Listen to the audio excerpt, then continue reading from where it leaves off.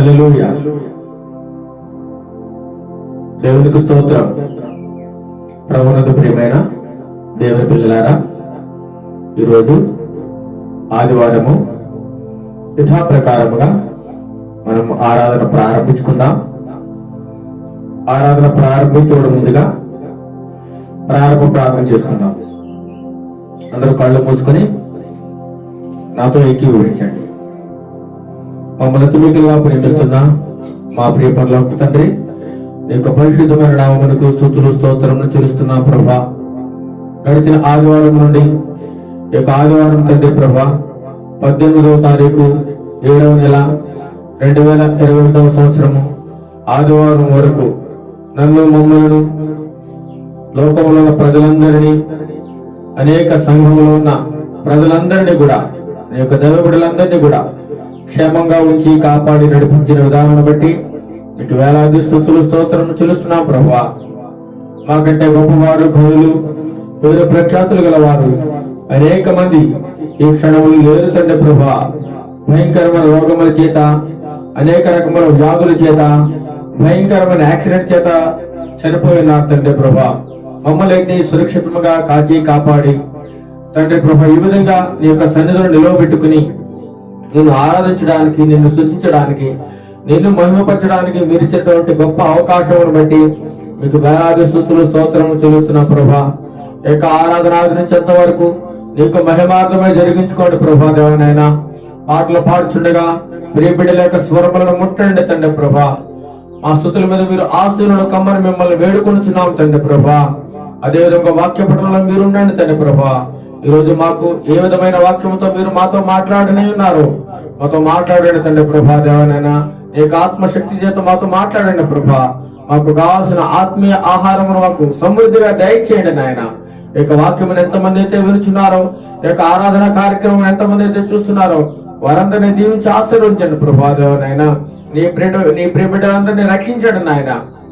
రాబో కాలంలో ఈ యొక్క సువార్త పరిచర్య ఘనంగా జరిగించడానికి నీ కృప దయచేయండి తండ్రి ప్రభా. దేవన ప్రతి ఒక్కరినే దీవించండి. నీకు కృప కాపుదల మెండుగా దయచేయమని మా ప్రభువును రక్షకుడైన యేసుక్రీస్తు నామములో అడిగి ప్రార్థన చేస్తున్నాం తండ్రి. ఆమేన్, ఆమేన్.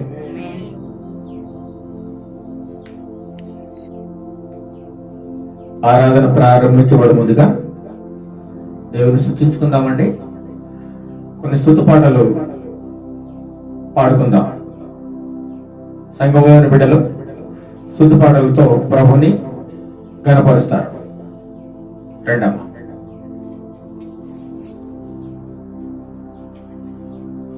మార్గములను సృజించువాడు, జీవితాలను వెలిగించువాడు, బ్రతుకునావా నడిపించువాడు యెహోవాయే నాకు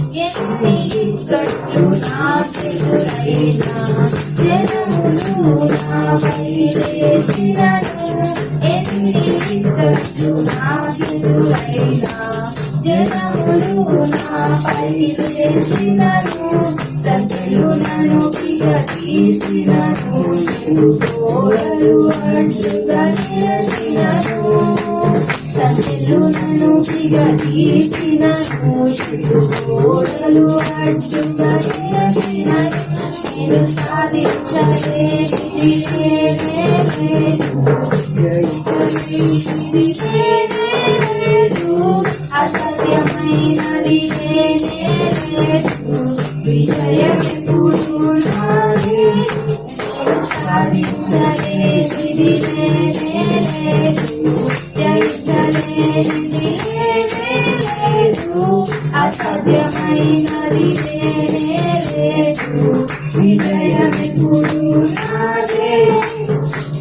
జీవితమంతా శూన్యమైన బంధువులందరూ నన్ను విడచిరను. జీవితమంతా శూన్యమైన బంధువులందరూ నన్ను విడచిరను. వ్యాధులెన్నో నన్ను చూచిరను. అడ్డంకులెన్నో నాకెదురైనా. వ్యాధులెన్నో నన్ను చూచిరను. అడ్డంకులెన్నో నాకెదురైనా. నేను సాధించలేనిది ఏమీ లేదు. జయించలేనిది ఏమీ లేదు. అసాధ్యమైనది ఏమీ లేదు. విజయమెప్పుడు నాదే. నేను సాధించలేనిది ఏమీ లేదు. జయించలేనిది ఏమీ లేదు. అసాధ్యమైనది ఏమీ లేదు. విజయమెప్పుడు నాదే. హల్లెలూయా. మరి ఒక పాట పాడి దేవుని స్తుతించుకుందాము. వేటగాని ఊరిలో నుండి నా ప్రాణాన్ని రక్షించావు.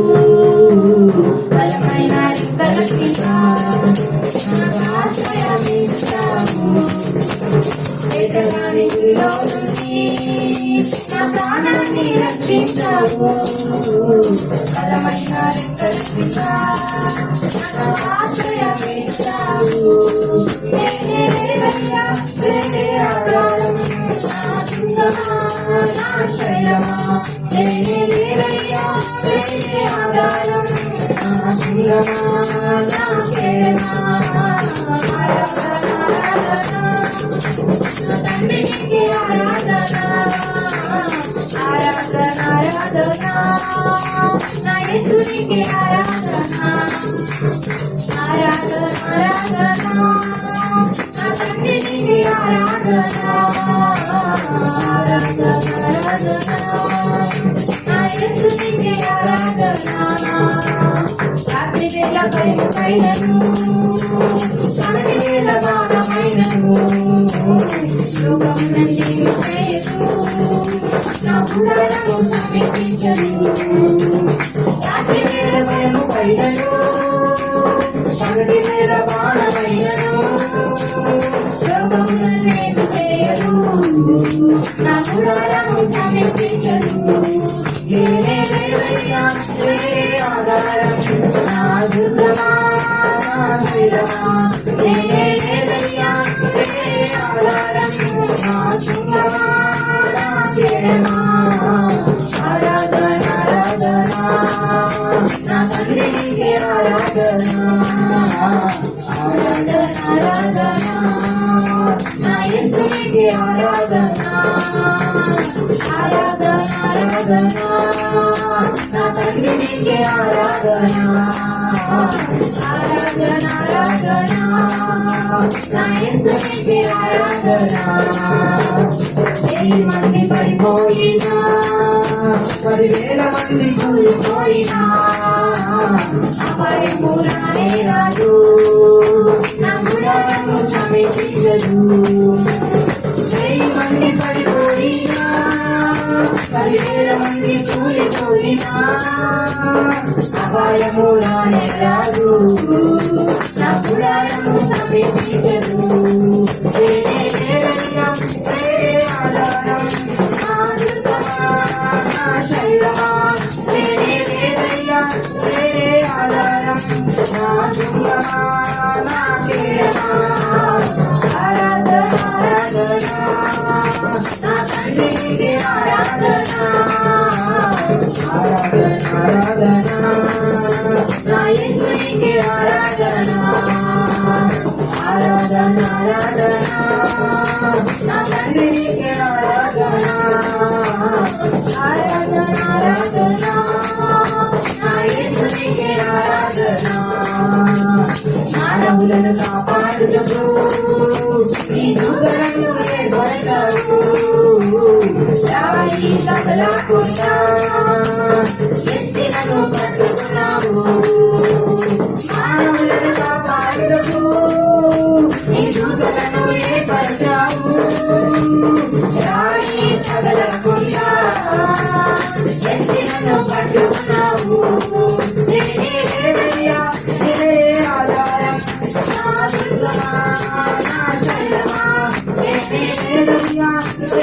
ఆధారం నా దుర్గమా నా శైలమా ఆరాధన ఆరాధన నా తండ్రికి ఆరాధన ఆరాధన ఆరాధన నా యేసునికి ఆరాధన ఆరాధన ఆరాధన నా తండ్రికి ఆరాధన ఆరాధన ఆరాధన నా యేసునికి ఆరాధన హల్లెలూయా ప్రేమ ప్రేమ ఎక్కడ ఈ చిరునామా ఈ లోకంలో లేనే లేదు నిజ ప్రేమ ప్రేమ ప్రేమ ఎక్కడ ఈ చిరునామా ఈ లోకంలో లేనే లేదు నిజ ప్రేమ యేసు ప్రేమ నిజమైన ప్రేమ యేసు ప్రేమ విలువైన ప్రేమ యేసు ప్రేమ నిజమైన ప్రేమ యేసు ప్రేమ విలువైన ప్రేమ ప్రేమ ప్రేమ ఎక్కడ ఈ చిరునామా ఈ లోకంలో లేనే లేదు నిజ ప్రేమ ప్రేమ ప్రేమ ఎక్కడ ఈ చిరునామా ఈ లోకంలో లేనే లేదు నిజ ప్రేమ కన్న బిడ్డలే నిన్ను మోసం చేసిరా కళ్ళ నింట కన్నీళ్ళు నింపి వెళ్ళిరా కన్న బిడ్డలే నిన్ను మోసం చేసిరా కళ్ళ నింట కన్నీళ్ళు నింపి వెళ్ళిరా యేసు ప్రేమ నిజమైన ప్రేమ యేసు ప్రేమ విలువైన ప్రేమ యేసు ప్రేమ నిజమైన ప్రేమ యేసు ప్రేమ విలువైన ప్రేమ ప్రేమ ప్రేమ ఇక్కడ ఈ చిరునామా ఈ లోకంలో లేనే లేదు నిజ ప్రేమ ప్రేమ ప్రేమ ఎక్కడ ఈ చిరునామా ఈ లోకంలో లేనే లేదు నిజ ప్రేమ పట్టుకున్నవాడు వెట్టు చేసిన కర్మకు నిన్ను విడచి ఒక కర్మాయన పట్టుకున్నవాడు వెట్టు చేసిన కర్మకు నిన్ను విడచి ఒక కర్మాయన యేసు ప్రేమ నిజమైన ప్రేమ యేసు ప్రేమ విలువైన ప్రేమ యేసు ప్రేమ నిజమైన ప్రేమ యేసు ప్రేమ విలువైన ప్రేమ ప్రేమ ప్రేమ ఎక్కడ నీ చిరునామా ఈ లోకంలో లేనే లేదు నిజ ప్రేమ ప్రేమ ప్రేమ ఎక్కడ నీ చిరునామా ఈ లోకంలో లేనే లేదు నిజ ప్రేమ నమ్ముకున్నవారు మోసం చేసిరా నయవంతనకు నిన్ను నచ్చేటముంచిరా నమ్ముకున్నవారు మోసం చేసిరా నయవంతనకు నిన్ను నచ్చేటముంచిరా యేసు ప్రేమ నిజమైన ప్రేమ యేసు ప్రేమ విలువైన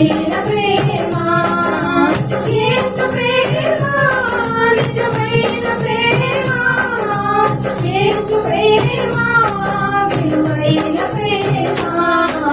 ప్రేమ ప్రేమ ఎక్కడ నీ చిరునామా ఈ లోకంలో లేనే లేదు నిజ ప్రేమ ప్రేమ ఎక్కడ నీ చిరునామా ఈ లోకంలో లేనే లేదు నిజ ప్రేమ సిలువలో యేసు చూపిన కలువరి ప్రేమ నిజమైన ప్రేమకు ఒక చిరునామా సిలువలో యేసు చూపిన కలువరి ప్రేమ నిజమైన ప్రేమకు ఒక చిరునామా యేసు ప్రేమ నిజమైన ప్రేమ యేసు ప్రేమ విలువైన ప్రేమ యేసు ప్రేమ నిజమైన ప్రేమ యేసు ప్రేమ విలువైన ప్రేమ ప్రేమ ఎక్కడ నీ చిరునామా ఈ లోకంలో లేనే లేదు నిజ ప్రేమ ప్రేమ ఎక్కడ నీ చిరునామా ఈ లోకంలో లేనే లేదు నిజ ప్రేమ యేసు ప్రేమ నిజమైన ప్రేమ యేసు ప్రేమ విలువైన ప్రేమ యేసు ప్రేమ నిజమైన ప్రేమ యేసు ప్రేమ విలువైన ప్రేమ ఎక్కడ నీ చిరునామా ఈ లోకంలో లేనే లేదు నిజ ప్రేమ హల్లెలూయా హల్లెలూయా హల్లెలూయా హల్లెలూయా ప్రభునందు ప్రియమైన దేవుని పిల్లలారా, ఇంతవరకు కూడా మన పాటల ద్వారా దేవుడిని ఎంతగానో స్తుతించి ఉన్నాము. దేవుడు మన యొక్క స్తుతుల మీద ఆసీనుడై ఉన్నాడు. మన పాటలను ఆయన విన్నాడు. మనం ఎల్లప్పుడూ కూడా ఆయన సూచించడమే మన యొక్క కర్తవ్యం. ఇప్పుడు దావీదు రాసినటువంటి కీర్తన 12వ దావీదు కీర్తన 1 నుండి 8 చరణములు మన మధ్యలో ఉంటే ప్రబలిక జాయ్ చదివి వినిపిస్తారు.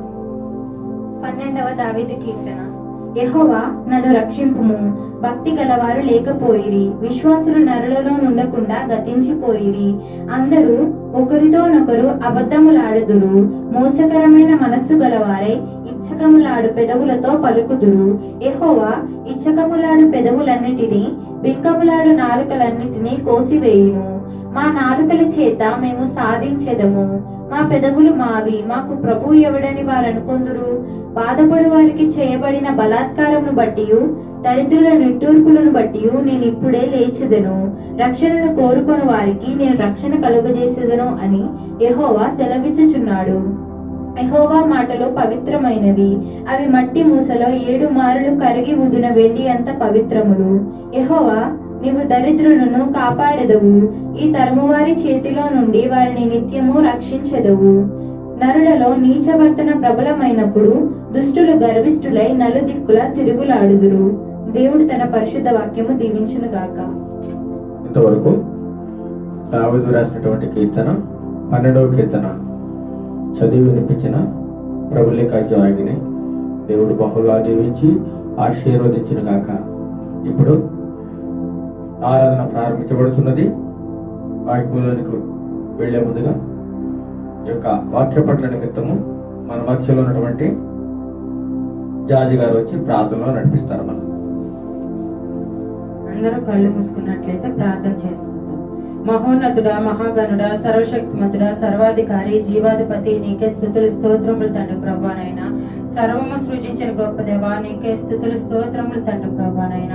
అయ్యా గడిచిన వారం నుండి తండ్రి ప్రభా ఈ వారం వరకు తండ్రి నాయన నీ సజీవ రెక్కల కింద కాచి కాపాడి నీ సజీవ లెక్కలో ఉంచినందుకు నీకు వందనాలు చెల్లించుకుంటున్నామయ్యా. ఈ దినం చూడలేక ప్రభా, ఈ క్షణం చూడలేక తండ్రి ప్రభా ఎంతో మంది నశించిపోతున్నారు తండ్రి ప్రభా నాయన.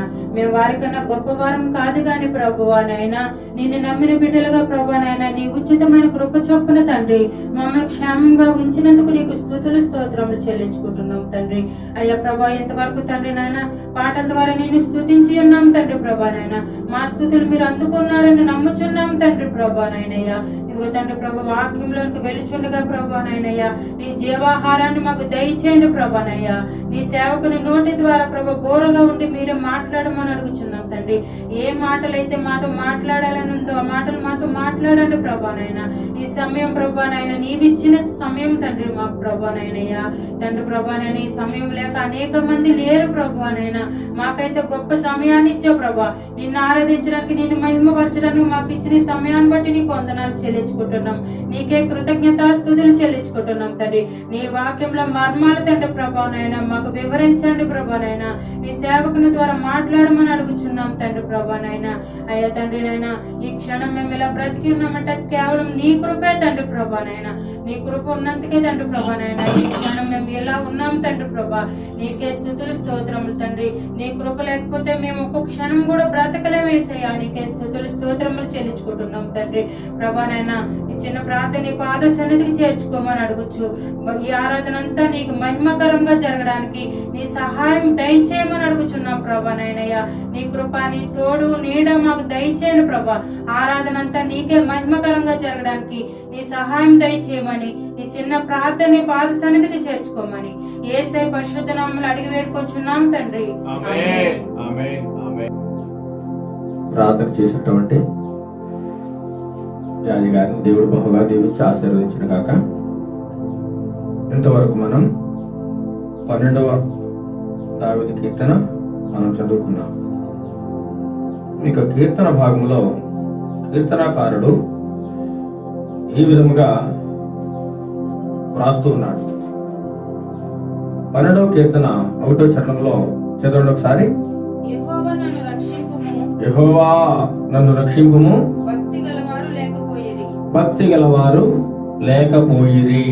భక్తి గలవారు ఏమయ్యారటండి? లేకుండా పోయారట. ఇంకా విశ్వాసులు నరులలో ఉండకుండా గతించిపోయిరి. చూడండి గొప్ప మాట. యెహోవా నన్ను రక్షింపు. భక్తి గలవారు ఏమైపోయారట? లేకుండా పోయారు.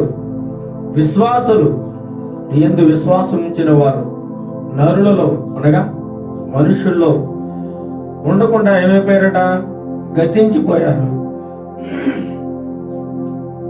నరులో ఉండకుండా ఏమైపోయారు? గతించిపోయారని మాట్లాడుతున్నారు. ఇంకా 2వ చరణం చూసినట్లయితే అందరూ ఒకరితోనొకడు ఏం చేస్తున్నారట? అబద్ధములు. అందరూ కూడా ఏం చేస్తున్నారు? ఒకరితో ఒకరు అబద్ధములు ఆడుతూ ఉన్నారు అన్నమాట. ప్రతి మాట కూడా అబద్ధం అబద్ధం అబద్ధం అన్నమాట. అబద్ధములు ఆడుతూ ఉన్నారు ఒకరితో ఒకరు. అబద్ధాలు ఎవరితో మాట్లాడతారండి? నరులతోనే మాట్లాడతారు, మనుషులతోనే. ప్రతి విషయంలో కూడా అబద్ధం. చాలా మంది ఉదయం లేచిన దగ్గర నుంచి కొంతమంది జీవితం అబద్ధాలతోనే ప్రారంభమవుతుంది, మరి జీవితం కూడా అబద్ధాలతోనే ముగుస్తూ ఉంటుంది అనమాట. ఒక అబద్ధం ఆడాలంటే ఏమండి, ఆ అబద్ధం ఆడడానికి దాన్ని నిలబెట్టుకోవాలంటే ఇంకా 1000 అబద్ధాలు ఆడుతూనే ఉండాలి. అదే ఒక అబద్ధం ఆడకుండా ఒకవేళ తప్పుని నిర్భయంగా ఒప్పుకున్నట్లయితే ఆ రోజుతో అది ముగిసిపోతుంది అనమాట. నిత్యము కూడా భయపడుతూ ఉండాలి. అబద్ధం ఆడుతూ ఉంటే దాన్ని కవర్ చేసుకోవడానికి ఇంకా ఇంకా ఇంకా అబద్ధాలు ఆడుతూనే ఉండాలన్నమాట. ఇలాంటి అబద్ధాలు ఆడేవారు ఎక్కడున్నారట? ఏమండి, ఒకరితో ఒకరు అబద్ధములు ఆడుతూ ఉంటారు. విశ్వాసులు కూడా నరుల్లో ఉండకుండా గతించిపోయారు. విశ్వాసులు ప్రభుపై నమ్మకం ఉంచే వాళ్ళు కూడా లేకుండా గతించిపోయారట. ఇంకేమో చూడండి, మోసకరమైన మనస్సు గలవారై ఇచ్చకములాడు పెదవులతో పలుకుదురు. చూడండి, మోసకరమైన మనస్సు ఈనాడు చూస్తున్నట్లయితే ప్రతి చోట మోసం మోసం మోసం, అన్ని చోట్ల మోసానికి అనేక మంది గురవుతున్నారు. మోసపోయేవారు ఉన్నంత కాలం కూడా మనల్ని మోసం చేసేవారు పుడుతూనే ఉంటారన్నమాట. మనం మోసపోతున్నంత కాలం కూడా కూర్చేవాళ్ళు ఆ యొక్క మోసాలు చేస్తూనే ఉంటారు. చూడండి, మొట్టమొదటిసారిగా మనం చూసినట్లయితే ఆదాము అవ్వలు దేనికి గురయ్యారండి? మోసానికి గురయ్యారు. సాతానుడు, అపవాది వారిని చాలా ప్రేమగా అంటే నటిస్తూ ఏమంటే దేవుని మీద వారికి ఉన్నటువంటి ప్రేమని, విశ్వాసాన్ని తొలగించి ఒక అబద్ధం ఆడి వారి యొక్క విశ్వాసాన్ని వారిని తప్పించాడు అనమాట. అంత బాగుంటది అనమాట. అబద్ధం ఆడేటప్పుడు కూడా చాలా బాగుంటది. మోసకరమైన మనస్సు గలవారే ఏం చేస్తారట? ఇచ్చకములాడు పెదవులతో పలుకు ఇచ్చకములు, అబద్ధములాడు మాటలు, కొండెములు, కల్పితములు, అక్కడ ఇక్కడ మోసకరమైన మాటలు, ఇవన్నీ కూడా ఇచ్చకపు మాటలు అంట, పనికిరాని మాటలు, వృధా మాటలు. అందుకే దేవుని వాక్యంలో రాయబడి ఉంది, విస్తారమైన మాటలు మాట్లాడితే ఏముంటుంది అందులో? దోషాలు ఉంటాయండి. మనం ఎంత తక్కువ మాట్లాడితే అంత చాలా మంచిది అనమాట. విపరీతమైన మాటలు మాట్లాడకూడదు, విస్తారమైన మాటలు అసలే మాట్లాడకూడదు. అవసరానికి ఎన్ని మాట్లాడాలో అన్ని మాటలు మాత్రం మాట్లాడాలి. అవసరానికి మించి మాట్లాడకూడదండి. అవసరం ఉన్నంత వరకు మాట్లాడాలి. కొంతమంది అలా కాదు, విస్తారమైన మాటలు, పనికిరాని మాటలు, చెడ్డ మాటలు, కలబలు మాటలు, దుర్మార్గపు మాటలు, అబద్ధపు మాటలు, మోసకరమైన మాటలు, ఇవన్నీ కలిపితే ఏ మాటలు అన్నాడు దేవుడు? ఇచ్చకములాడు పెదవులతో ఉందరు. వారి హృదయం ఎలా ఉంటదంట? మోసకరమైన హృదయం, మోసకరమైన మనస్సు అన్నమాట. మోసకరమైన మనస్సు గలవారై ఏం చేస్తుంటారు? వాళ్ళు ఇచ్చకములాడు పెదవులతో పలుకుతూ ఉంటారు. వారి మాటలన్నీ కూడా ఇచ్చకములాడు మాటల్లా ఉంటాయన్నమాట. ఇంకా చూసినట్లయితే చూడండి, చదవండి. యెహోవా ఇచ్చకములాడు పెదవులన్నిటినీ, బింకములాడు నాలుకలన్నిటినీ కోసివేయును. అబ్బా చూడండి, యెహోవా ఏం చేస్తారట? ఇచ్చకములాడు పెదవులన్నిటినీ. ఇలాంటి మాటలు ఎవరైతే పలుకుతూ ఉంటారో, ఏమండి, అబద్ధపు మాటలు, చెడ్డ మాటలు, మోసకరమైన మాటలు, పనికిరాని మాటలు, కల్లబొల్లు మాటలు, గుండెపు మాటలు ఎవరైతే పలుకుతూ ఉంటారో వారు ఏం చేస్తారట? ఆ పెదవులన్నింటిని కూడా ఏం చేస్తాడు? ఆ నాలుకలన్నింటినీ, బింకములాడు నాలుకలన్నింటినీ ఏం చేస్తారట? కోసివేయును, కోసి పారేస్తాడంట దేవుడు. దావీదు భక్తుడి ద్వారా దేవుడు వ్రాయిస్తున్నాడు. ఎవరైతే మోసకరమైన మాటలు పలుకుతుంటారో తమ నాలుగులతో, అలాంటి నాలుగులు ఏం చేస్తానంటున్నాడు? కోసి పారేస్తా అంటున్నాడు. జాగ్రత్త ప్రియమైన బిడ్డలారా, మోసకరమైన మాటలు మన నోటికి రానియొద్దు. మనం మాట్లాడేటప్పుడు మన మాట ఎలా ఉండాలండి? ఆచి తూచి మాట్లాడాలి, ఆలోచించి మాట్లాడాలి, నిదానించి మాట్లాడాలి, ప్రేమతో మాట్లాడాలి, గౌరవంతో మాట్లాడాలి. మన నోటికి ఎంత వస్తే అంత మాట్లాడకూడదు.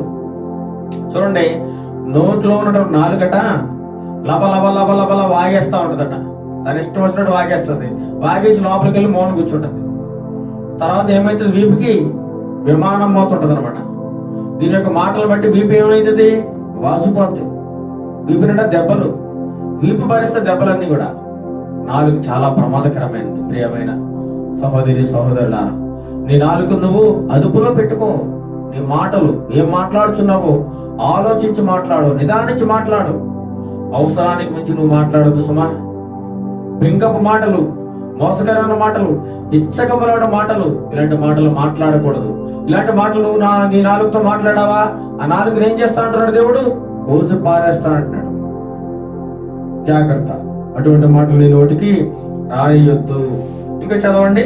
మా నాలుకల చేత మేము సాధించేదము, మా పెదవులు మావి, మాకు ప్రభువు ఎవడని వారు అనుకుంటారు. చూడండి, నా ఇష్టం వచ్చినట్టు నేను మాట్లాడతా. దేవుడెవడు? నా ఇష్టం, నా నాలుక, నేనేమైనా మాట్లాడతా. కానీ తర్వాత ఏమవుతుందంటే, చెప్పాను కదా, నీ ఇష్టం వచ్చినట్టు నువ్వు మాట్లాడితే నాలుగుతో తర్వాత నువ్వు చాలా తీవ్రమైన పరిణామాలు ఎదుర్కోవాల్సి వస్తుంది. తీవ్రంగా అవసరమైతే నిన్ను దెబ్బలకి గురి చేస్తుంది ఈ నాలుక, నిన్ను అన్యాయానికి గురి చేస్తుంది, నిన్ను మోసానికి గురి చేస్తుంది, నేను అవసరమైతే శిక్షకు గురి చేస్తుంది ఈ నాలుక. కాబట్టి ఈ నాలుకని చాలా జాగ్రత్తగా వాడుకోవాలి. జాగ్రత్తగా వాడాలి. ఎక్కడ మాట్లాడాలో అవే మాట్లాడాలి. మంచి మాటలు మాట్లాడాలి. ప్రేమ వల్ల దేవుడు నాలుకనిచ్చింది ఎందుకంటే ఇష్టమైన మాటలు పలకడానిక, నీ ఇష్టానుసారం మాట్లాడడానిక? కాదు కాదు కాదు. దాని దేవుని యొక్క మాటలు పలకాలి, ప్రేమ గల మాటలు, గౌరవించే మాటలు. చూడండి, ఏమండి అంటే ఒక మంచి గౌరవంతో పిలుపు. ఏమండి, అయ్యా, అమ్మా, ఈ విధమైన పిలుపులో ఎంతో ప్రేమ కనబడుతుంది. ఏరా పోరా, ఏరా పోరా అంటే ఏముందండి? అందులో ఏమైనా గౌరవం ఉందా? చాలా అమర్యాద అనమాట. ఇదే నాలుక నిన్ను సన్మానించాలన్నా, నిన్ను ఘనపరచాలన్నా, నువ్వు సమాజంలో 10 మంది చేత గౌరవింపబడాలన్నా కారణం ఎవరండి? నీ నాలుక మాత్రమే. నీ నాలుక మంచిదైతే ఊరంతా మంచిది అవుతుంది. నోరు మంచిదైతే ఊరు మంచిది అవుతుందండి. చాలా మంది అంటుంటారు, ఈ ఊరు మంచిది కాదండి, ఈ ఊర్లో ప్రజలు మంచివారు కాదండి అంటుంటారు. కాదండి కాదండి, నీ నాలుక మంచిది కాదు. ఊరు మంచిదే, మనుషులు మంచివారే, కానీ నీలో ఉన్నటువంటి నాలుక మంచిది కాదు. నీ నాలుక చేత నీ ఇష్టానుసరమైన మాటలు మాట్లాడుతూ అనేక మందిని గాయపరుస్తున్నావు. బళ్ళపు పోటు లాంటి మాటలు మాట్లాడుతుందండి ఈ నాలుక. భయంకరమైన మాటలు. దీనికి అడ్డు లేదు, అదుపు లేదు. చూస్తాడు దేవుడు. ఏదో ఒకరైతే ఏం చేస్తాడు? నీ నాలుకని కోసి పారేస్తాడు అనమాట. నీ నాలుక ఇచ్చింది నీ ఇష్టానుసారంగా మాట్లాడడానికి కానే కాదనమాట. ఇచ్చకపు మాటలు, పెంకపు మాటలు, మోసకరమైన మాటలు, అబద్ధపు మాటలు పలకడానికి అసలే కాదు. కాబట్టి మన నాలుకని అదుపులో పెట్టుకోవాలని చెప్పేసి దేవుడు ఈ మధ్యాహ్న కాల సమయంలో మీతో, నాతో, మనందరితో కూడా మాట్లాడుచున్నాడు. ఇంకొక వాక్యం మనం చదువుకుందాం. 6వ చరణం చదవండి. 6వ చరణం. యెహోవా మాటలు పవిత్రమైనవి. యెహోవా మాటలు పవిత్రమైనవి. చూడండి చాలు. యెహోవా మాటలు ఎలాంటివట? పవిత్రమైనవి. చూడండి, దేవుని మాటలు ముత్యాలు లాంటి మాటలు అంటే పవిత్రమైనవి, నిర్దోషమైన మాటలు, కపటము లేని మాటలు, ప్రేమ గల మాటలు. యేసయ్య మాటలు చూడండి. యేసయ్య మాటలతో ఆయన యొక్క ప్రేమాన్ని, ఈ యొక్క లోకాన్ని, ప్రపంచాన్ని జయించేటండి ఆయన ప్రేమతోటి, ఆయన ప్రేమ గల మాటలతోటి. ఈరోజు అత్యధిక శాతం, ప్రపంచంలో అత్యధిక శాతం దేవుని యొక్క బిడ్డలు ఉన్నారంటే ఏ మాటల వల్ల అండి? దేవుని యొక్క ప్రేమ గల మాటలు. ఏ మాటలు? పవిత్రమైన మాటలు. ఆయన మాటల్లో ఎటువంటి దోషము లేదు. ఆయన నాలుగు చాలా పవిత్రమైనది. పవిత్రమైన మాటలు మాత్రమే పలుకుతుంది. మరి నీ నాలుగు ఎలా ఉంది? మన నాలుగు ఎలా ఉంది? పరీక్షించుకోండి ప్రియమైన సహోదరి సహోదరులారా. ఈ నాలుగును పరీక్షించుకోండి. నాలుగు ఉంది కదా, నీ ఇష్టం వచ్చినట్టు మాట్లాడొద్దు. దేవుని మాటలు ఇలాంటిట పవిత్రమైనవి. నువ్వు మాటలు కూడా ఎలా ఉండాలి? పవిత్రంగా ఉండాలి. ఇంకా చదవండి. అవి మట్టి మూసలో 7 మారులు కరిగి ఊదిన వెండి ఎంత పవిత్రమైనవట. చూడండి దేవుని మాటలు. మట్టి మూసలో చూడండి, ఒక పాత్రలో, మట్టి పాత్రలో, మట్టి మూసలో ఒక వెండినేసి 7 మారులు కరిగించి ఊది పైన మలినం పోయి 7 సార్లు కరిగించగా దాదేమవుతున్న ప్యూర్ అయిపోతుంది. ప్యూర్ సిల్వర్, చల్లగా వెండి తగ మెరుస్తూ ఉంటది అనమాట. అలాంటి పవిత్రమైన మాటలు.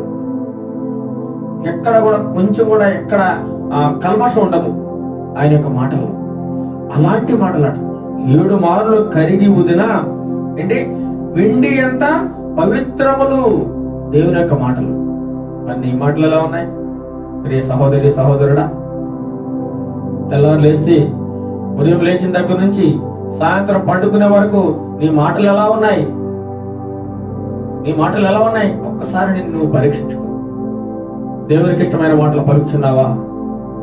లేకపోతే ఎవరినో మెప్పించడానికి పలుకుచున్నావా?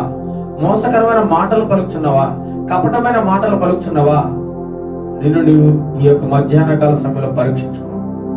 దేవుడు నీతో మాట్లాడుచున్నాడు. ప్రియ సహోదరి సహోదరుడా, నీ మాటలు ఎలా ఉన్నాయి? దేవుని మాటలు అయితే ఎలా ఉన్నాయి? ఎలా? అవి మట్టి మోసలో 7 మారులు కరిగి ఊదిన వెండి ఎంత పవిత్రములు. 7 మారులు శుద్ధి చేస్తే వెండి ఎంత పవిత్రంగా ఉంటుందో అంత పవిత్రమైన మాటలు యేసయ్య మాటలు. దేవుని మాటలు. ఈ మాటలే ప్రపంచాన్ని కదిలించాయండి. దుర్మార్గులను సైతం సన్మార్గులుగా మార్చిన మాటలు యేసయ్య మాటలు. ఒక హంతకులను సైతం ఏమండి, ఒక హంతకులను కూడా మార్చగల మాటలు, ఒక దొంగను మార్చిన మాటలు, ఒక వ్యభిచారిని మార్చిన మాటలు, ఒక త్రాగుబోతును మార్చిన మాటలు యేసయ్య మాటలు. ఇలాంటి పవిత్రమైన మాటలు నువ్వు విన్నట్లయితే నీ హృదయం మారిపోతుందండి. నీ హృదయం ఇంతకు ముందు అంటాడు దేవుడు దావీదు భక్తుల ద్వారా ఏందట, మోసకరమైన మనస్సు గలవారై 2వ చరణంలో ఇచ్చకమ్మలాడు పెదవులతో పలుకుదురు. నీ మాటలైతే ఇచ్చకమ్మలాడు మాటలు, మోసకరమైన మాటలు. దేవుని మాటలు పవిత్రమైన మాటలు అన్నమాట. దేవుడు కోరుకునేది పవిత్రమైన మాటలు మాట్లాడాలని, పరిశుద్ధంగా జీవించాలని. నీ మాటలు ఎలా ఉండాలి? నిష్కల్మషంగా ఉండాలి. నీ మాటల ద్వారా ఎవరిని బాధపరచకూడదు, గాయపరచకూడదు, అవమానపరచకూడదు. నీ మాటలు ఇతరులకు నొప్పి కలిగించకూడదు, నొప్పించకూడదు. అలాంటి మాటలు పలగాలి. మృదువైన మాటలు ఏం చేశారట? క్రోధమును చల్లార్చను. చూడండి, భయంకరమైన ఒక వ్యక్తిలో కోపము, ద్వేషము నీ మీద బాగా ఉంది. నీ మీద ఎంతో ద్వేషము, పగ, అసూయ ఉంది. అలాంటి వ్యక్తితో నీవు ప్రేమగా మాట్లాడు. ప్రేమగా మాట్లాడు. వెంటనే అతను హృదయం మారిపోతుందండి. అలాంటి మాటలు మాట్లాడాలి. దేవుని మాటలు, ఇలాంటి మాటలు పవిత్రమైనవి. 7 మార్లు శుద్ధి చేసిన వెండిని 7 సార్లు శుద్ధి చేస్తే ఎంత పవిత్రంగా ఉంటుందో అంత పరిశుద్ధంగా, అంత పవిత్రంగా ఆయన మాటలు ఉన్నవి అని చెప్పేసి దావీదు భక్తుడు మనకి ఈ యొక్క మధ్యాహ్న కాల సమయంలో మీకు మాకు మనందరికి కూడా సెలవిస్తూ ఉన్నాడు. కాబట్టి మన నాలుకలను జాగ్రత్తగా కాపాడుకోవాలి. నాలుక చాలా ప్రమాదకరమైనది. ప్రియ సహోదరి సహోదరుడా, నేను నాశనానికి తీసుకెళ్లేది కూడా నాలుకే, నేను మరణానికి అప్పగించేది కూడా నాలుకే, నేను సర్వనాశనం చేసేది నాలుక. ఈ నాలుక విషయంలో నువ్వు ఎంత జాగ్రత్తగా ఉంటావో నీ యొక్క ప్రవర్తన అంతా కూడా నీ నాలుక మీద ఆధారపడి ఉంది. నీ మాట్లాడే మాటల మీద. ఎటువంటి మాటలు మాట్లాడుతున్నావు? ఇతరులను బాధపరిచే మాటలు మాట్లాడుతున్నావా? నొప్పించే మాటలు మాట్లాడుతున్నావా? వద్దు ప్రియ సహోదరి సహోదరుడా, ఈ రోజు నుంచి నీ నాలుకను నీవు అదుపులో పెట్టుకో. ఎవరిని నొప్పించకుండా మాట్లాడు. అవసరానికి తగినట్లుగా మాట్లాడు. మిత భాష చూడండి, మితంగా మాట్లాడాలండి. విస్తారమైన మాటలు మాట్లాడకూడదు. వాటిలో కంపల్సరీ కూడా దోషాలు ఉంటాయి, బాధ కలిగించే మాటలు దొరుకుతూ ఉంటాయి. కాబట్టి మన మాటలు ఎంత తక్కువగా ఉంటే అంత మంచిది అనమాట. మనం మాట్లాడే ప్రతి మాట కూడా పవిత్రంగా ఉండాలి. చూడండి, మన ఇష్టానుసారంగా మనం ఇప్పుడు మాట్లాడతాం, కానీ ఒకానొక రోజున దేవుని సముఖంలో నువ్వు నిలబడతావు. నువ్వు మాట్లాడిన ప్రతి మాటకి జవాబు చెప్పాల్సి ఉంటుంది. జవాబుదారీతనం చెప్పాలి. నేను అడుగుతా ఉంటాడు, నేను నిర్దోషివా దోషివా అనేది నీ మాటలే తెలుస్తాయి. ఒకనొక రోజున నేను పరలోకం తీసుకెళ్లాలా, నరకం తీసుకెళ్లాలా అనేది కూడా డిసైడ్ చేసేది నీ మాటలే. ప్రియ సహోదరి సహోదరుడా, కాబట్టి దేవుడు నీతో మాతో మనందరితో మాట్లాడుతూ ఉన్నాడు. నీ నాలుగు అదుపులో ఉంచుకో. మోసకరమైన మాటలు, ఇచ్చకపు మాటలు, అబద్ధపు మాటలు మాట్లాడకుండా నీ నాలుగు అదుపులో పెట్టుకున్నట్టయితే నువ్వు చాలా అదృష్టవంతుడివి, చాలా గొప్పవాడు. నేనందరిలో కూడా ఒక గొప్పగా, ఒక ఉన్నతమైన స్థితిలో నిలబెట్టేవి నీ మాటలే. ఈరోజు చూడండి, ఎంతో మంది చాలా ప్రేమగా మాట్లాడుతుంటారు, చాలా మృదువుగా మాట్లాడుతుంటారు. చాలా అలాంటి మాటలు దేవుని మాటలు. ఈ మాటలు పవిత్రంగా ఉండాలని చెప్పేసి దేవుడి మధ్యాహ్న కాల సమయంలో మీతో మనందరితో కూడా మాట్లాడుతున్నాను. ఇప్పుడు ప్రభువుని స్తుతించుకుందాం. ఒక స్తుతి ఆరాధన పాట పాడదాం. దేవుని వర్షిప్ సాంగ్ ఒక పాట పాడి మన వాక్యంలోకి వెళ్ళిపోదామండి. స్తుతి ఆరాధన చేసుకుందాం. నిన్నే సేవింతును, నిన్నే సేవింతును, నిన్నే సేవింతును,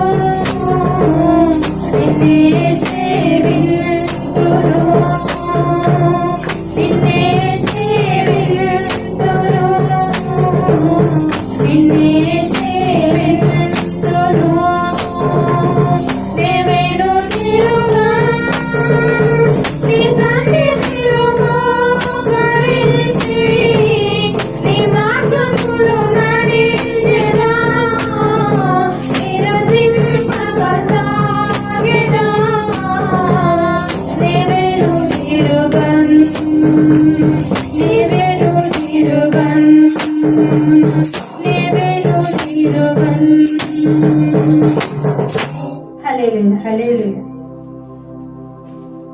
ఇంతవరకు మనం పాటలందు అలాగే వాక్య పఠన యందు స్తుతి ఆరాధనలో ప్రభు ఎంతగానో మన మధ్య ఉండి మనల్ని ఇంతవరకు మర్యాదగా క్రమముగా నడిపించిన దేవాది దేవునికి వందనములు స్తోత్రములు చెల్లిస్తున్నాం. వాక్యములోనికి వెళ్ళుచుండగా చిన్న ప్రార్థన చేసుకుందామండి. మహాగరుడు మహోన్నతుడైన మా ప్రియ ప్రభు అయిన దేవా, నీకే స్తుతులు స్తోత్రములు చెల్లిస్తున్నాం ప్రభువా.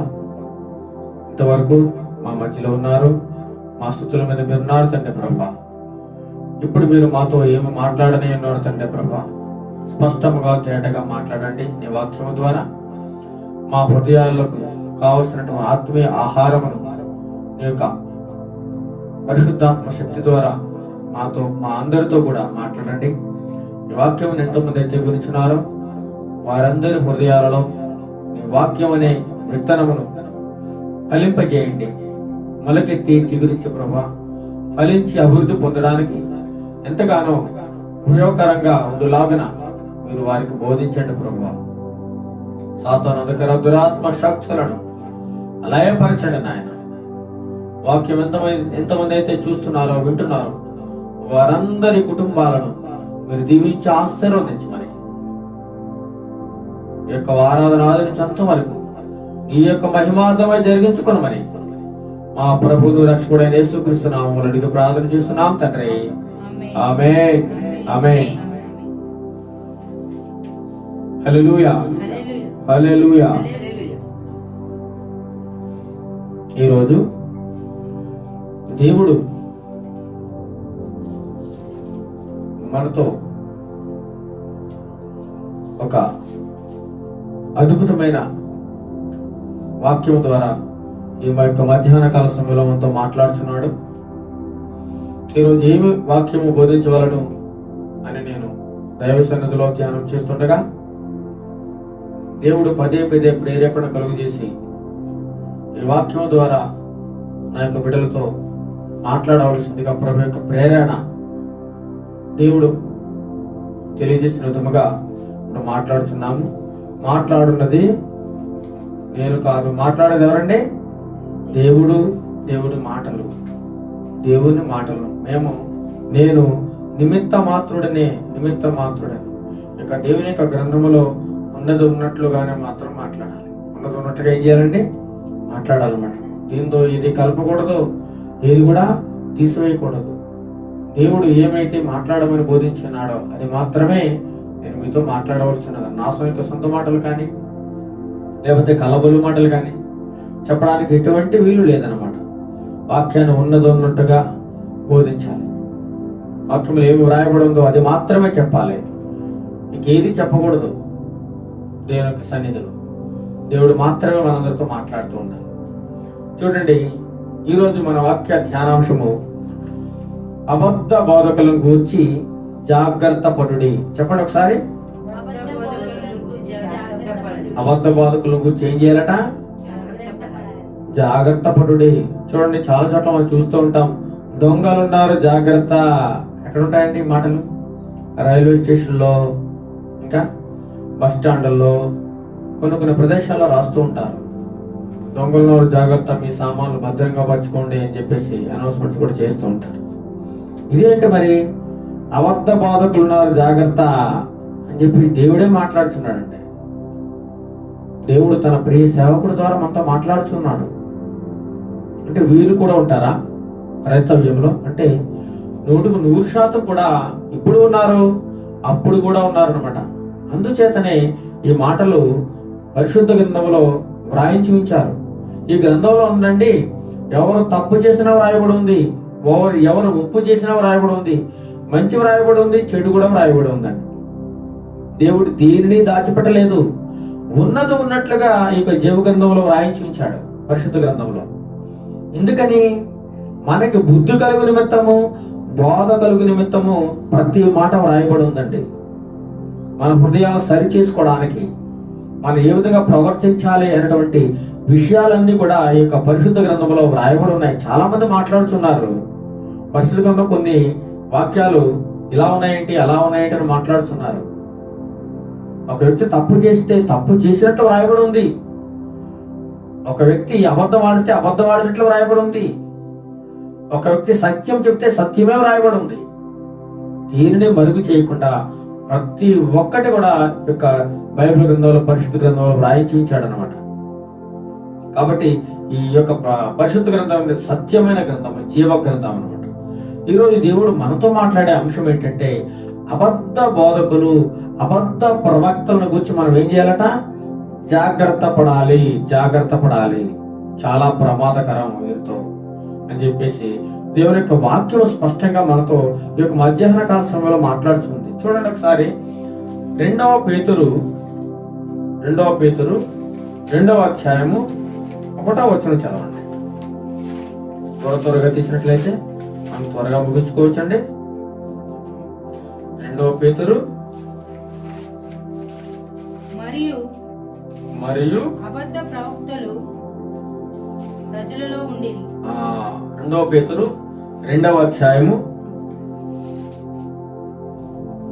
మొదటి వచనం చదవండి. మరియు అబద్ధ ప్రవక్తలు ప్రజలలో ఉండిరి.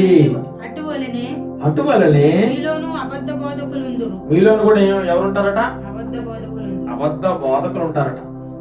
చూడండి, స్పష్టంగా దేవుడు మాట్లాడుతున్నాడు మనతో. ఏముంటారట? మరి ఒకసారి చదవండి. మరియు అబద్ధ ప్రవక్తలు ప్రజల్లో ఉండిరి. అటువలనే మీలోను అబద్ధ బోధకులుందురు. ఇంకా చదవండి. వీరు తమ్మును కొనిన ప్రభువుని కూడా విసర్జించుచు తమకు తామే శీఘ్రముగా నాశనము కలుగు చేసుకొనుచు నాశనకరమగు భిన్నాభిప్రాయములను రహస్యముగా బోధించుదురు.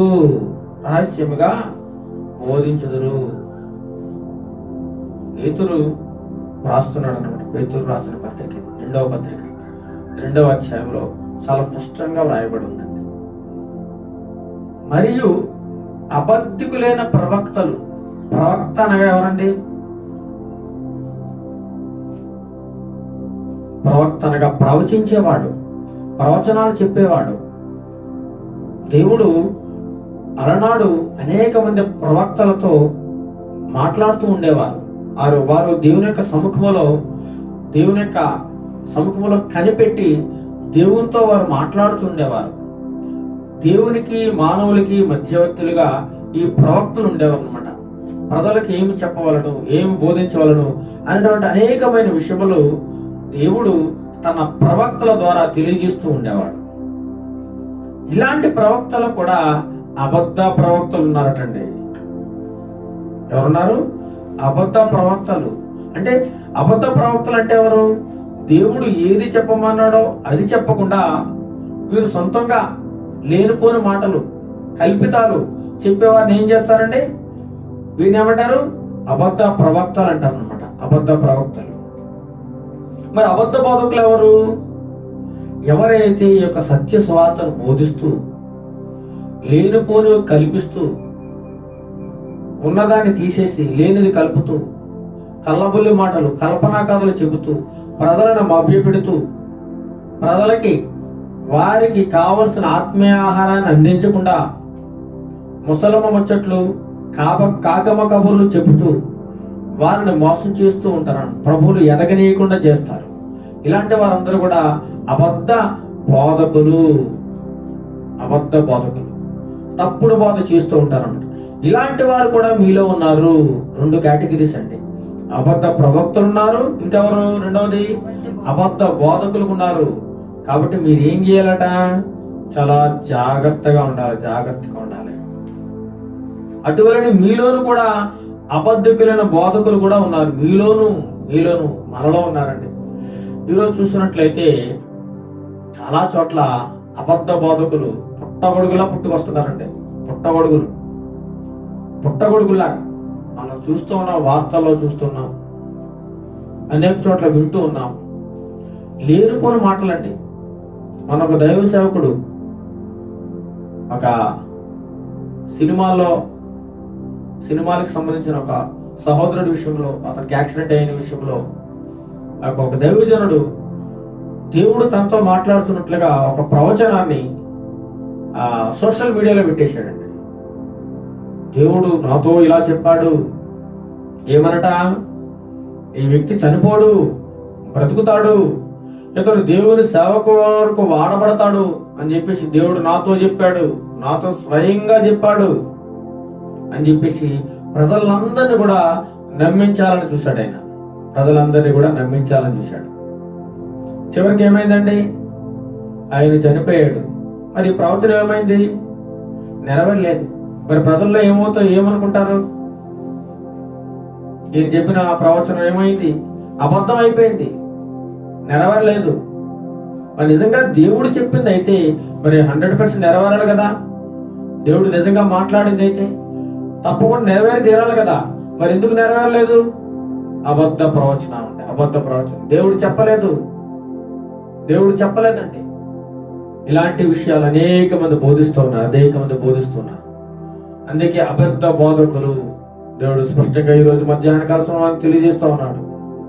అబద్ధ బోధకులండి. దేవుడు ఏది చెప్పమన్నాడో అది చెప్పరు. వాళ్ళు వారి యొక్క సోషల్ మీడియాలో ఒక గొప్ప పేరు సంపాదించుకోవడానికి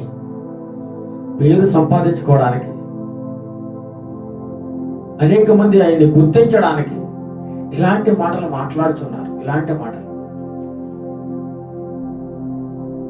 ఇలాంటి లేనిపోని వార్తలు జనాల్లో ప్రజల్లోకి పంపిస్తా ఉన్నారు. వీరిని ఏమంటారు? అబద్ధ బోధకులు అనకపోతే ఇంకేమంటారు చెప్పండి? పేతురు గారు వాస్తూ ఉన్నారు. మీలోను కూడా అబద్ధ బోధకులు ప్రజల్లో ఉన్నారు. మీలో కూడా అనేకమైన అబద్ధ బోధకులు ఉన్నారు. వీరేం చేస్తారట? తమ్మును కొనిన క్రీస్తుని ఏం చేస్తారట? విసర్జించుచు అవసరమైతే దేవుని కూడా పక్కన పెట్టేస్తారటండి. దేవుని కూడా లెక్క చేయరు. వారు చెప్పిందే వేదం, వారు ఏదంటే అది. కొన్ని సంఘాల్లో కూడా మనం చూస్తున్నాం. ఆ దైవసేవుడు ఏం చెప్తే అది నిజం. ఇంకెవరు చెప్పినా వినరండి. దైవగ్రంథం ఏం చెప్తుందో కూడా పరిశీలించరు. ఆ సేవకుడు ఏం చెప్తే అది. ఎందుకంటే వారికి మొదటి నుంచి ఆయన ఆ విధంగా ట్రైనింగ్ ఇచ్చాడు కాబట్టి ఆయన చెప్పిందే నమ్ముతారు తప్ప వేరొకరు ఎవరు చెప్పినా నమ్మరు. బైబిల్ గ్రంథం చెప్పినా సరే నమ్మరు. ఆయన చెప్పిందే వేదం. అలాంటి వారు ఉన్నారండి. అనేకమైన అబద్ధ బోధకులు, అబద్ధ ప్రవక్తలు మీలో ఉన్నారు, ప్రజల్లో ఉన్నారు. అటువలనే మీలోను కూడా ఉన్నారట అనేకమైన అబద్ధ బోధకులు. స్వయంగా పేతురు భక్తుడి ద్వారా ప్రభు అయిన క్రీస్తు వ్రాయిస్తా ఉన్నాడు. వీరేం చేస్తారట? తమ్మును కొనిన ప్రభువును కూడా విసర్జించుచు తమకు తామే శీఘ్రముగా నాశనము కలుగజేసుకొనొచ్చు. ఆగండి. మీరు ఏం చేస్తారట? ప్రభువును కూడా విసర్జిస్తూ ఉంటారట. ప్రభువును కూడా విడిచిపెట్టేసి తమకు తామే శీఘ్రముగా, అంటే శీఘ్రం అంటే త్వరగా నాశనాన్ని కొని తెచ్చుకోవడానికి ఇవన్నీ పలుకుతూ ఉంటారనమాట. చూడండి ఎంత దారుణం. దేవుని ఒక సేవకుడు ఇలా మాట్లాడచ్చా అంటే? ఒక సహోదరి ఒక ఆవిడికి డెలివరీ విషయంలో నీకు మగ పిల్లాడు పుడతాడు, దేవుడు నాతో మాట్లాడేశాడు, దేవుడు నాతో చెప్పేశాడు రాత్రి కలలో, తప్పకుండా నీకు మగ పిల్లాడే పుడతాడు. ఏమంటే ఈవిడితో దేవుడు చెప్పేశాడంట రాత్రి కలలో కనిపించేసి, పలానా ఆవిడకి మగ పిల్లాడు పుడతాడు, నువ్వు వెళ్ళి చెప్పేయి అని చెప్పి దేవుడు చెప్పాడంట. ఈవిడ వెళ్ళి వారికి చెప్పేసింది. వారు చూస్తే అన్యులు, ప్రభు అంటే తెలియదు, విశ్వాసం లేదు, రక్షణ లేదు, మారు మనసు లేదు. ఎందుకని? వారిని ఏ విధంగానైనా సరే మన యొక్క మాటలతో ఆకర్షించాలి, లోపరుచుకోవాలి, వారిని మన వైపు తిరుపుకోవాలి అనేటువంటి ఉద్దేశంతో అనేక మంది జనాల్లోకి మాయ మాటలు, కలవల్ల మాటలు దేవుణ్ణి ఉపయోగించుకుంటూ, ఎవరిని ఉపయోగించుకుంటారండి? దేవుణ్ణి ఉపయోగించుకుంటూ నీకు మగపిల్లడు పుడతాడని చెప్పేసి చెప్తా ఉన్నారు. నిజంగా మగపిల్లడు పుట్టాడు అనుకోండి, ఆ నీళ్ళలో చాలా విశ్వాసం. చూడండి, ఈ యొక్క దైవ సేవకురాలు లేకపోతే ఈ స్త్రీ చెప్పిన మాట 100% నిజం. ఈమెలోనే దేవుడు ఉన్నాడు, ఈమె ఒక ప్రవక్త, సత్యాన్ని పలికిందంట. ఒకవేళ నిజంగా అది ఫెయిల్ అయ్యి ఒక ఆడపిల్ల పుట్టింది అనుకోండి, ఏమంటారు? వీడు చెప్పింది అబద్ధం. ఈ రోజున కూడా అనేక మంది దైవ సేవకులు ఈ విధంగా చెప్తున్నారండి. నీకు దేవుడు నమ్ముకుంటే ఆస్తి వస్తుంది, ఇల్లు కడతాడు దేవుడు, నీ యొక్క పిల్లలకి వివాహం చేస్తాడు, నీ పిల్లలు అభివృద్ధి చెందుతారు, నీకు కుమార్తె వివాహం జరుగుతుంది. ఇవ్వండి అనేక సంఘాల్లో బోధించే మాటలు. రక్షణ గురించి లేదు, వారికి లోకాశాలు చూపిస్తూ నువ్వు అలా అయిపోతావు, ఇలా అయిపోతావు అని చెప్పి మభ్య పెడుతూ ఏ విధంగా తమ సంఘానికి రాబట్టుకోవాలని, వారిని వారి యొక్క సంఘంలో కలుపుకోవాలని, సంఘాన్ని పెంచుకోవాలని వారి యొక్క ఆరాటం అన్నమాట. ఏదో రకంగా కలబుల మాటలు ప్రజల్లోకి తీసుకెళ్ళాలి. ఇలాంటి వారు ఉన్నారండి. ఇలాంటి వారితో చాలా ప్రమాదకరం, చాలా జాగ్రత్తగా ఉండాలి. మీరు ఏం చేస్తారట? ప్రభువును కూడా పక్కన పెట్టేస్తారు. నేను చెప్పిందే నిజం, దేవుడు నాతో మాట్లాడాడు. మనం టీవీలో చూస్తుంటామని చాలా చాలా చాలా విచిత్రమైన మాటలు పలుకుతున్నారు. దేవుడు రాత్రి నాతో మాట్లాడాడు, నేను వచ్చేయమన్నాడు, నేను ఇచ్చేయమన్నాడు. లేనిపోయిన వార్తలు ప్రజల్లోకి తీసుకెళ్తున్నారు.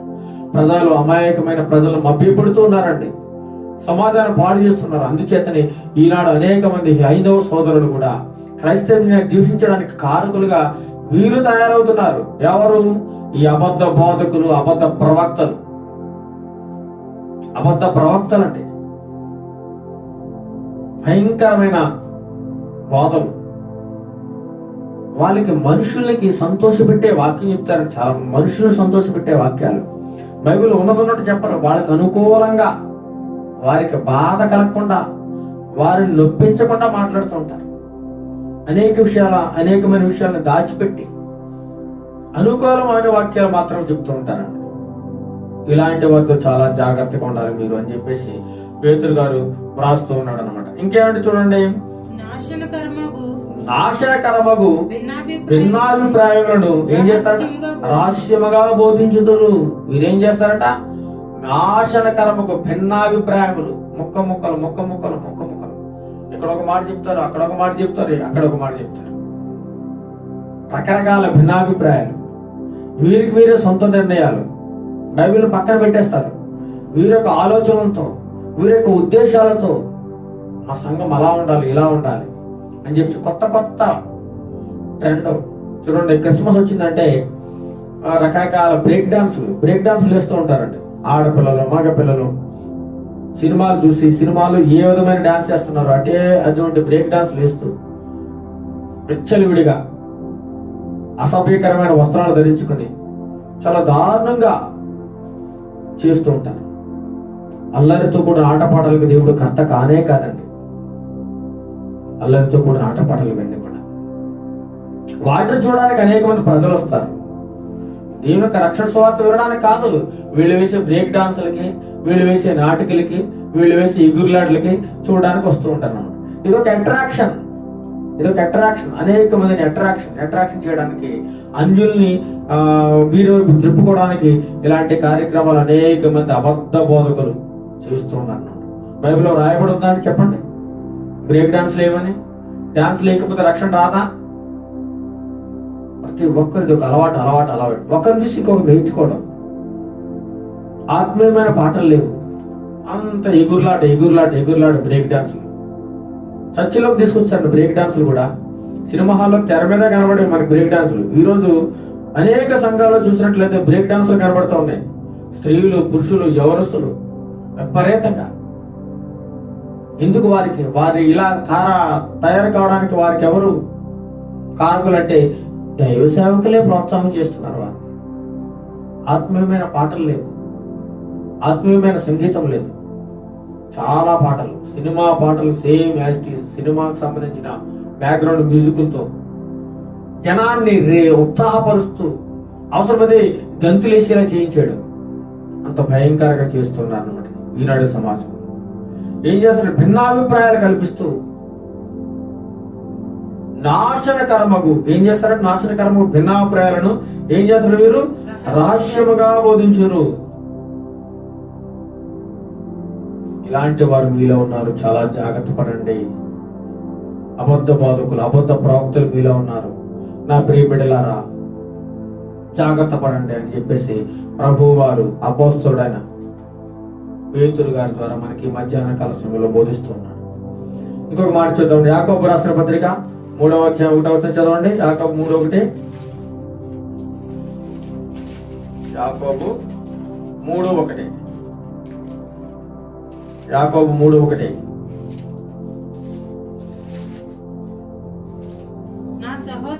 నా సహోదరులారా, బోధకులమైన మనము మరి కఠినమైన తీర్పు పొందుదమని తెలుసుకొని మీలో అనేకులు బోధకులు కాకుండుడి. చూడండి, స్పష్టంగా వ్రాయబడిన, స్పష్టంగా యాకోబు రాసిన పత్రికలో నా సహోదరులారా ఏమంటున్నారండి? నా సహోదరులారా, బోధకులమైన మనందరము. బోధ అంటే ఈ బోధ ద్వారా అనేకులను బాధపరిచేదిగా ఉండకూడదు, ఆత్మను రక్షించేదిగా ఉండాలి. నీ బోధ ఎలా ఉండాలంటే ఆత్మలను రక్షించే విధంగా ఉండాలి. పరలోకానికి ఒక మార్గదర్శకంగా ఉండాలి నీ యొక్క బోధ. నీ బోధ అనేకులకి మాదిరి. నీ ప్రవర్తన. ఒకానొక సమయంలో నేను విన్నాను, ఒక ఊరిలో ఒక దైవజనుడు ఉన్నాడండి. ఆ దైవజనుడు ఉదయం లేచి తెల్లని వస్త్రమును ధరించుకొని బైబిల్ చక్కలో పెట్టుకొని ఊరంతా తిరిగేసి వచ్చేసి మళ్ళీ ఇంట్లో కూర్చుని వాక్యం చదువుకునేవాడు. ఎవరికి వాక్యాన్ని ప్రకటించేవాడు వాడు, వాక్యాన్ని బోధించేవాడు కాదు. ఉదయమే లేవడం, వీధులకి వెళ్ళడం, బైబిల్ పట్టుకుని తిరిగి నోట్లోంచి మాట కూడా రాకుండా వచ్చాడు. చాలా మంది అనుకుంటున్నారు, ఏంటి ఈ యొక్క దైవ సేవకుడు ఉదయమే లేస్తాడు, తెల్లని వస్త్రాలు ధరించుకుంటాడు, ఊరంతా బైబిల్ చంకలో పెట్టుకుంటాడు, ఊరంతా తిరిగి వచ్చేస్తాడు, ఎవరికి వాక్యమే చెప్తలేదు, వాక్యమే రాదు ఈయనకి అని చెప్పి కొంతమంది అనుకుంటూ ఉంటారు. అయితే అసలు విషయం ఏంటంటే ఆయన యొక్క ప్రవర్తనే ఒక బోధ అనే విషయాన్ని అనేక మంది గ్రహించారనమాట. ఆయన ప్రవర్తనే ఒక బోధ. నువ్వు బైబిల్ పట్టుకుని గంటల ప్రసంగం చేయాల్సిన అవసరమే లేదు. నీ యొక్క ప్రవర్తన ఒక బోధ, నీ ప్రవర్తన ఒక మాదిరి. నీ విశ్వాసులకి నువ్వు ప్రవర్తించే తీరును బట్టి, నిన్ను బట్టి నీ విశ్వాసం నడుచుకుంటుంటారు. చూడండి, ఒక గొర్రె ముందు వెళ్తుంది అనుకోండి, మిగతా గొర్రెలన్నీ ఏం చేస్తాయి? దాన్ని ఫాలో అవుతూ ఉంటాయి. అలాగే సేవకుడు కూడా ఓ సేవకుడా, నువ్వు ఏ విధంగా ప్రవర్తిస్తున్నావు, నువ్వు ఏ విధంగా మాట్లాడుతున్నావు, నువ్వు ఏ విధమైన కార్యాలు చేస్తున్నావు, ఇవన్నీ కూడా నీకు సంఘం నిన్ను కనిపెడుతూ ఉంటుంది, గ్రహిస్తూ ఉంటుంది. నిన్ను బట్టి వీరు కూడా అదే త్రోవలు నడుస్తూ ఉంటారు. నీకు ప్రవర్తన ఎలా ఉంది? అందుకే నా సహోదరులారా, బోధకులమైన మనము ఏం చేయమంటున్నాడు? మరి కఠినమైన తీర్పు పొందుదామని తెలుసుకొని మీలో అనేకులు బోధకులు కాకుండా ఉండండి. క్లియర్ గా చెప్పేశాడు, మీరు అనేకులు బోధకులు కావద్దు. మరి బోధకులు కాకపోతే ఈ యొక్క సువార్త ఎలా ప్రకటింపబడుతుంది? సువార్త ప్రజల్లోకి ఎలా వెళ్ళిపోతుంది? బోధకులు కావాలి. మరి ఒకసారి కోత విస్తారంగా ఉంది, పనివారు ఎలా ఉన్నారు? కొద్ది మంది. మరి కోత చూస్తే తెలంగాణ రాష్ట్రంలో చూస్తే విస్తారమైన కోత ఉందండి. అనేక చోట్ల దైవ సేవకులే లేరు. ఒక 10,000 మంది ఉన్న గ్రామంలో కూడా దైవ సేవకులు లేరు. అలాంటి బీడు భూములు ఎన్నో ఉన్నాయి. మరి వారందరికీ రక్షణ ఎలా కావాలి? వారంతా ఎప్పుడు రక్షింపడాలి? ఎప్పుడు మారు మనసు పొందాలి? ఎప్పుడు ప్రభువుని తెలుసుకోవాలి? ఎప్పుడు ప్రభువులోకి రావాలి? అలాంటి చోటకి వెళ్ళరండి వీళ్ళు, ఈ యొక్క బోధకులు. వీరికి అన్ని అనుకూలంగా ఉన్న చోట, అన్ని సౌకర్యాలు ఉన్న చోట, వీరికి అంతా బాగున్న చోట మాత్రమే ఉంటారు. అక్కడి నుంచి అక్కడికి కదలరు. అలాంటి బీడు భూములు దూరడానికి వెళ్ళరు అనమాట.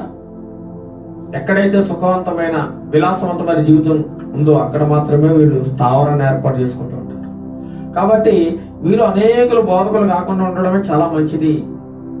ఒకవేళ నువ్వు బోధకుడు అయ్యావా, ఇక ప్రవర్తనను బట్టి, నీ యొక్క మాటలను బట్టి, నువ్వు నడిపించే విధానాన్ని బట్టి నువ్వు తప్పుడు బోధ చేస్తున్నట్లయితే, తప్పుడుగా సంఘాన్ని నడిపిస్తున్నట్లయితే, తప్పుడు సువార్త ప్రకటిస్తున్నట్లయితే నీకు మరి కఠినమైన తీర్పు.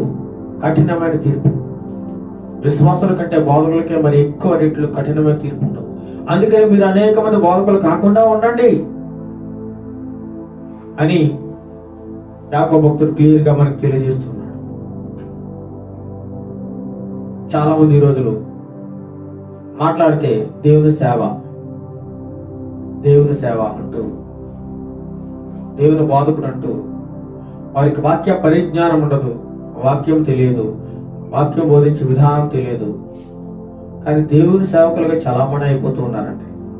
ఎందుకంటే ఏదో గొప్ప హోదా వస్తుందని, లేకపోతే సమాజంలో గౌరవింపబడతారని, ఒక పదవుల కోసమో ఏదో వ్యామోహంతో దేవుని సేవకును వినుకుంటూ ఉన్నారు.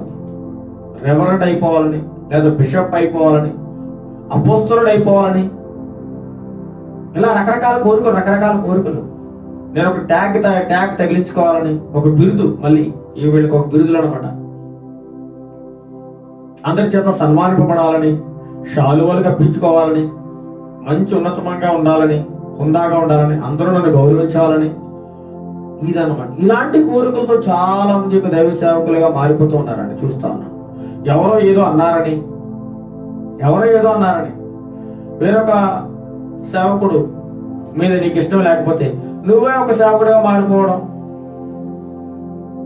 నేనండి నా చిన్నతనంలోనే నేను ఈ యొక్క వాక్యాన్ని బోధించడం నేను నేర్చుకున్నాను. నా చిన్నతనం నుండి కూడా దైవ సేవకుడు నా ఆత్మీయ తండ్రి గారి ద్వారా నేను వాక్యాన్ని నేర్చుకున్నాను.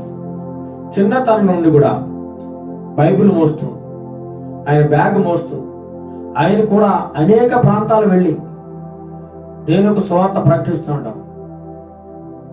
అనేక చోట్ల క్రీస్తు సువార్త, బైబిల్ క్షుణ్ణంగా తెలుసుకోగలిగాం, నేర్చుకున్నాం చిన్నతనం నుంచి కూడా. అదేవిధంగా ట్రైనింగ్ కూడా తీసుకున్నాం. ఎన్టీసీలో పనిచేసాం, ఏఎంజీలో పనిచేసాం, అనేక చోట్ల సువార్త ప్రకటించాం. విజయనగరం జిల్లాలో, విశాఖపట్నంలో దేవుడు బహుబలంగా వాడుకున్నాడు.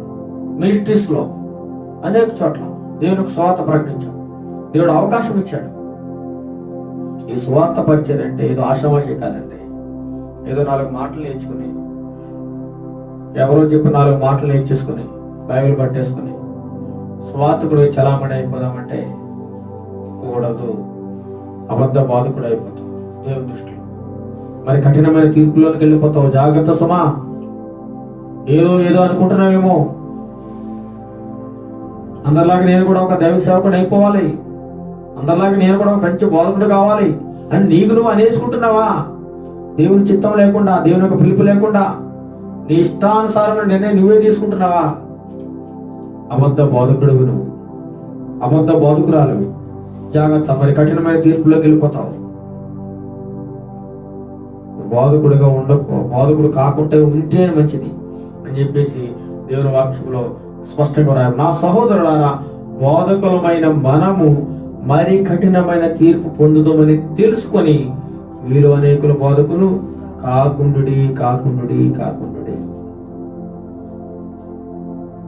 బోధ అంటే ఏమనుకున్నావు? బోధకుడు అంటే ఏమనుకున్నావు?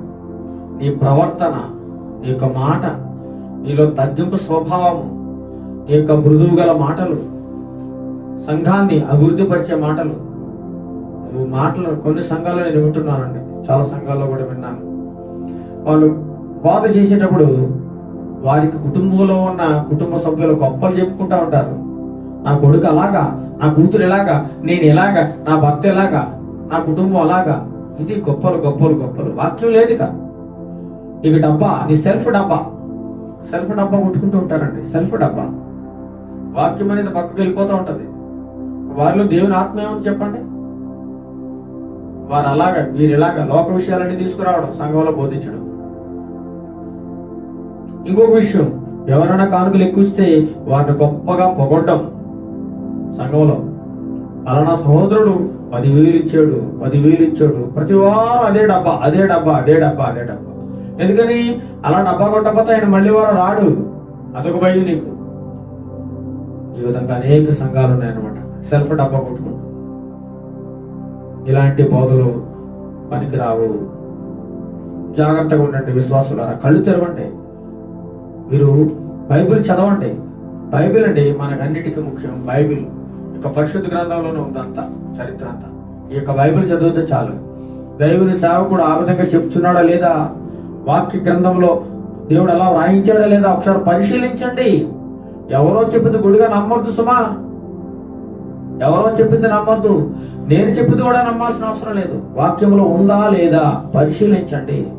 నేను చెప్పే మాటలు జీవ గ్రంథంలో ఉన్నాయా లేదా, పరిశుద్ధ గ్రంథంలో దేవుడు వ్రాయించాడా లేదా, దేవుని మాటలా కాదా, ఒకసారి పరిశీలన చేయండి.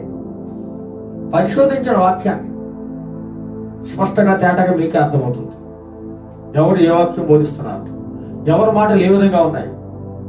అసూయకరమైన మాటలండి. దైవ సేవకుడికి అసూయ ఎందుకండి, కోపం ఎందుకండి, ద్వేషం ఎందుకండి, బాగ ఎందుకండి?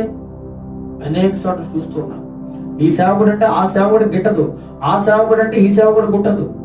వారి మాటలు వీరి మాటలు వాళ్ళకి నచ్చవు, వారి మాటలు వీళ్ళకి నచ్చవు. ఇలాంటి భయంకరమైన పరిస్థితులు నేను అనేక మంది సేవకులు చూస్తూ ఉన్నాను. నేనేం చేయగలను? వారి కోసం ప్రార్థన చేయడం తప్ప ఇంకేమి చేసేది లేదండి. వారి కోసం ప్రార్థన చేయడం. మళ్ళీ మనం ఏమైనా వారితో చెప్పామనుకోండి, ఏమాత్రం తగ్గించుకోరు, మన మాటలు వినరు. నువ్వు నాకు చెప్పేది ఏంటి, నువ్వెంత తక్కువగా చూస్తారు. నువ్వు నాకు చెప్పేంత తోడువా?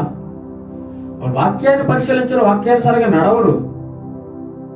దేవుడు చెప్పిన బోధన పక్కకు దోసేస్తారు. వారు సొంతంగా సెల్ఫ్ కాన్ఫిడెన్స్, సొంతంగా ఏవేవో వారికి ఇష్టమైన మాటలు పలుకుతుంటారు. దేవుని వాక్యం అస్సలు ఉండదు. లోకానుసారమైన మాటలు, వారిని పొగడం, వీరిని పొగడం, వారి కోసం చెప్పుకోవడం, వీరి కోసం చెప్పుకోవడం, కాకమ్మ కబుర్లు, ముసలమ్మ ముచ్చట్లు, ఇవన్నీ కూడా ఆదివారం రోజున సంఘాల్లో చెప్తా ఉంటారండి. ఇలా ఉండకూడదు అని చెప్పి దేవుని గ్రంథంలో వాయించాడు. ఇంకా చూడండి, గలతీయులకు రాసిన పత్రిక గలతీ 1:6 చూడండి. 1:6 గలతీ 1:6 క్రీస్తు కృపను బట్టి మిమ్మును పిలిచిన వారిని విడిచి భిన్నమైన సువార్త తట్టుకు మీరెంత త్వరగా తిరిగిపోవడు చూడగా నాకు ఆశ్చర్యమవుచున్నది. చూడండి మరి ఒకసారి చదవండి. క్రీస్తు కృపను బట్టి మిమ్మును పిలిచిన వారిని విడిచి భిన్నమైన సువార్త తట్టుకు మీరింత త్వరగా తిరిగిపోవుట చూడగా నాకు ఆశ్చర్యమవుచున్నది. అపోస్తలుడైన పౌలు రాస్తూ ఉన్నారు గలతీ సంఘానికి రాస్తూ ఉన్నాడు. క్రీస్తు కృపను బట్టి మిమ్మును పిలిచిన వారిని విడిచి మిమ్మల్ని ఎవరు పిలిచారండి? మిమ్మును పిలిచిన వారిని విడిచి ఎవరి తట్టుకట? భిన్నమైన సువార్త తట్టుకు మీరింత త్వరగా తిరిగిపోవడం చూడగా నాకు ఏం కలుగుతుంది? ఆశ్చర్యం కలుగుతుంది. గలతీ సంఘానికి రాస్తూ ఉన్నాడు. గలతీయులు, ఏంటి మీరు ఎంత త్వరగా మనసు మార్చుకుని తిరిగి వెళ్ళిపోతారా? మీకు బోధించింది ఏమిటి? మొదట్లో మీరు ఏం విన్నారు? మొదట్లో మీరు ఏ విధంగా రక్షింపబడ్డారు? మీకు ప్రకటింపబడిన మొదటి సువార్త ఏమిటది? ఆ సువార్తను విడిచిపెట్టేసి మరి ఒక సువార్త, భిన్నమైన కల్పనా కథలు చెప్పే సువార్త వైపు మీరింత త్వరగా తిరిగిపోవడం చూసినప్పుడు నాకు చాలా ఆశ్చర్యం కలుగుతుందని చెప్పేసి ఆశ్చర్యాన్ని వ్యక్తం చేస్తూ ఉన్నాడు అపోస్తలుడైన పౌలు గారు. ఇంకా చూడండి 8వ వచనం చూడండి. 8 మేము మీకు ప్రకటించిన సువార్త గాక మరి ఒక సువార్తను మేమైనను పరలోకము నుండి వచ్చిన ఒక దూతైనను మీకు ప్రకటించిన ఎడల అతడు శాపగ్రస్తుడగును గాక. చూడండి ఎలా చెప్తున్నాడు. మేము మీకు ప్రకటించిన సువార్త కాక మరి ఒక సువార్తను మేమైనను పరలోకంలో నుండి దిగి వచ్చిన దూతలైనను ఒక దూతైనను మీకు ప్రకటించిన ఎడల అతడు ఏమవుతాడట?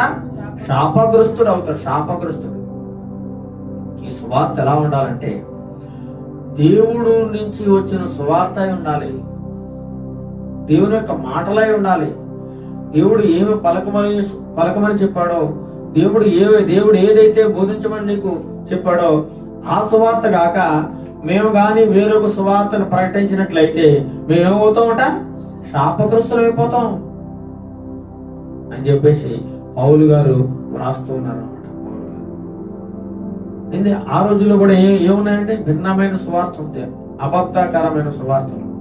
నేనే క్రీస్తు అంట, అంత్యక్రీస్తు, నేనే క్రీస్తు అని అనేక మంది పలువురిని మోసపుచ్చేదండి. ప్రభువే సెలవిచ్చానండి. చాలా మంది వస్తారంట, నేనే క్రీస్తు. చాలా మంది ఉన్నారండి. ఒక సంఘం ఉంది, బ్రెన్హాం బోధ. యేసు బోధ కాదు, అందులో బ్రెన్హాం గారు బోధ మాత్రమే వాళ్ళు ప్రకటిస్తూ ఉంటారు. చాలా కొంతమంది ఏమంటారు, తండ్రి కుమార పరిశుద్ధాత్మ లేదు, వేస్తున్నాము ఒకటే బాప్తిస్మం ఇవ్వాలి. బైబిల్లో ఉందండి. బైబిల్ ఎందుకు లేదు?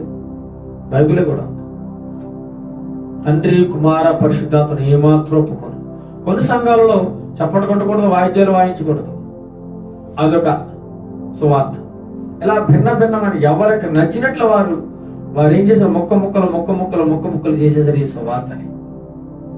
అందుకే పౌలు గారు చాలా బాధతో రాస్తున్నారు.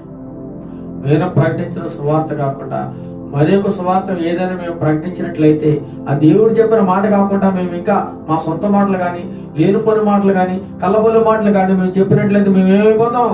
శాపగ్రస్తులు అయిపోతాం. కాబట్టి దేవుని సేవకుడు ఉన్నట్లుగా మాట్లాడాలి. కల్పితాలు కల్పించకూడదు, లేనిపోని దుర్వార్తలు పుట్టించకూడదు. నీకు అలా జరుగుతుంది, ఇలా జరుగుతుంది అని చెప్పేసి హామీలు ఇవ్వకూడదు. లేనిపోయిన వార్తలు ప్రజల్లోకి తీసుకెళ్ళకూడదు. అబద్ధికుడు అయిపోతావు, మోసగాడు అయిపోతావు. ఈరోజు అనేక మంది సేవకులు అలాగే ఉన్నారండి. అనేక మంది సేవకులు చూసినట్లయితే వాటి చాలా బాధ కలుగుతుంటారు. చుట్టూ బిడేసుకుంటారు, టిప్ టాప్ గా ఉంటారు, కానీ వారు మాట్లాడే అన్ని కళ్ళబొల్లి మాటలు, అబద్ధపు మాటలు, మోసకరమైన మాటలు. కానీ వారి మాటలు ఎలా అంటే చాలా తెలివిగాలగా వారిగా మాట్లాడుతుంటారు. కాబట్టి ఏం చేయాలట? ఈ భిన్నమైన సువార్తకు మీరు ఎంత త్వరగా ఎలా తిరిగిపోయారని చెప్పేసి ఆయన ఆశ్చర్యం వ్యక్తం చేస్తున్నారు. ఇంకో వాక్యం చూడకపోతే 1 తిమోతి 6:13 చూడండి. 1 తిమోతి 6:3 1 తిమోతి 6:3 చూడండి ఒకసారి. ఎవడైనను మన ప్రభువైన యేసుక్రీస్తు యొక్క హితవాక్యములను దైవభక్తికి లేనిపోయిన వార్తలు ప్రజల్లోకి తీసుకెళ్ళకూడదు. అబద్ధికుడు అయిపోతావు, మోసగాడు అయిపోతావు. ఈరోజు అనేక మంది సేవకులు అలాగే ఉన్నారండి. అనేక మంది సేవకులు చూసినట్లయితే మనుషులు చాలా బాధ కలుగుతుంటారు. చుట్టూ బిడేసుకుంటారు, టిప్ టాప్ గా ఉంటారు, కానీ వారు మాట్లాడే ఎన్ని కళ్ళబొల్లి మాటలు, అబద్ధపు మాటలు, మోసకరమైన మాటలు. కానీ వారి మాటలు చాలా తెలివిగాలగా వారిగా మాట్లాడుతుంటారు. కాబట్టి ఏం చేయాలట, ఈ భిన్నమైన స్వార్థకు మీరు ఎంత త్వరగా ఎలా తిరిగిపోయారని చెప్పేసి ఆయన ఆశ్చర్యం వ్యక్తం చేస్తున్నారు. నాకు అంతా తెలుసు, చాలా మంది చెప్తూ ఉంటారంటే నాకు అంతా తెలుసు, బైబిల్ అంతా, నాకు తెలియదంటే ఏం లేదు అని చెప్పేసి రకరకాల మాటలు పలుకుతూ ఉంటారు అన్నమాట. వాళ్ళందరినీ ఏమంటాడు దేవుడు? గర్వాంధులు. ఏమంటాడు చెప్పండి? గర్వం నాశనానికి ముందు ఏం నడుస్తుందండి? గర్వం నడుస్తూ ఉంటుంది అన్నమాట. గర్వం, అహంకారమైన మనస్సు. ఎవరినే వారు లెక్క చేయరు, ఎవరు చెప్పిందే వారు వినరు, వారు చెప్పిందే వేదం అన్నమాట. ఇంకొక వాక్యం చదవండి, హెబ్రీ 5:12 చదవండి. హెబ్రీలకు రాసిన పత్రిక,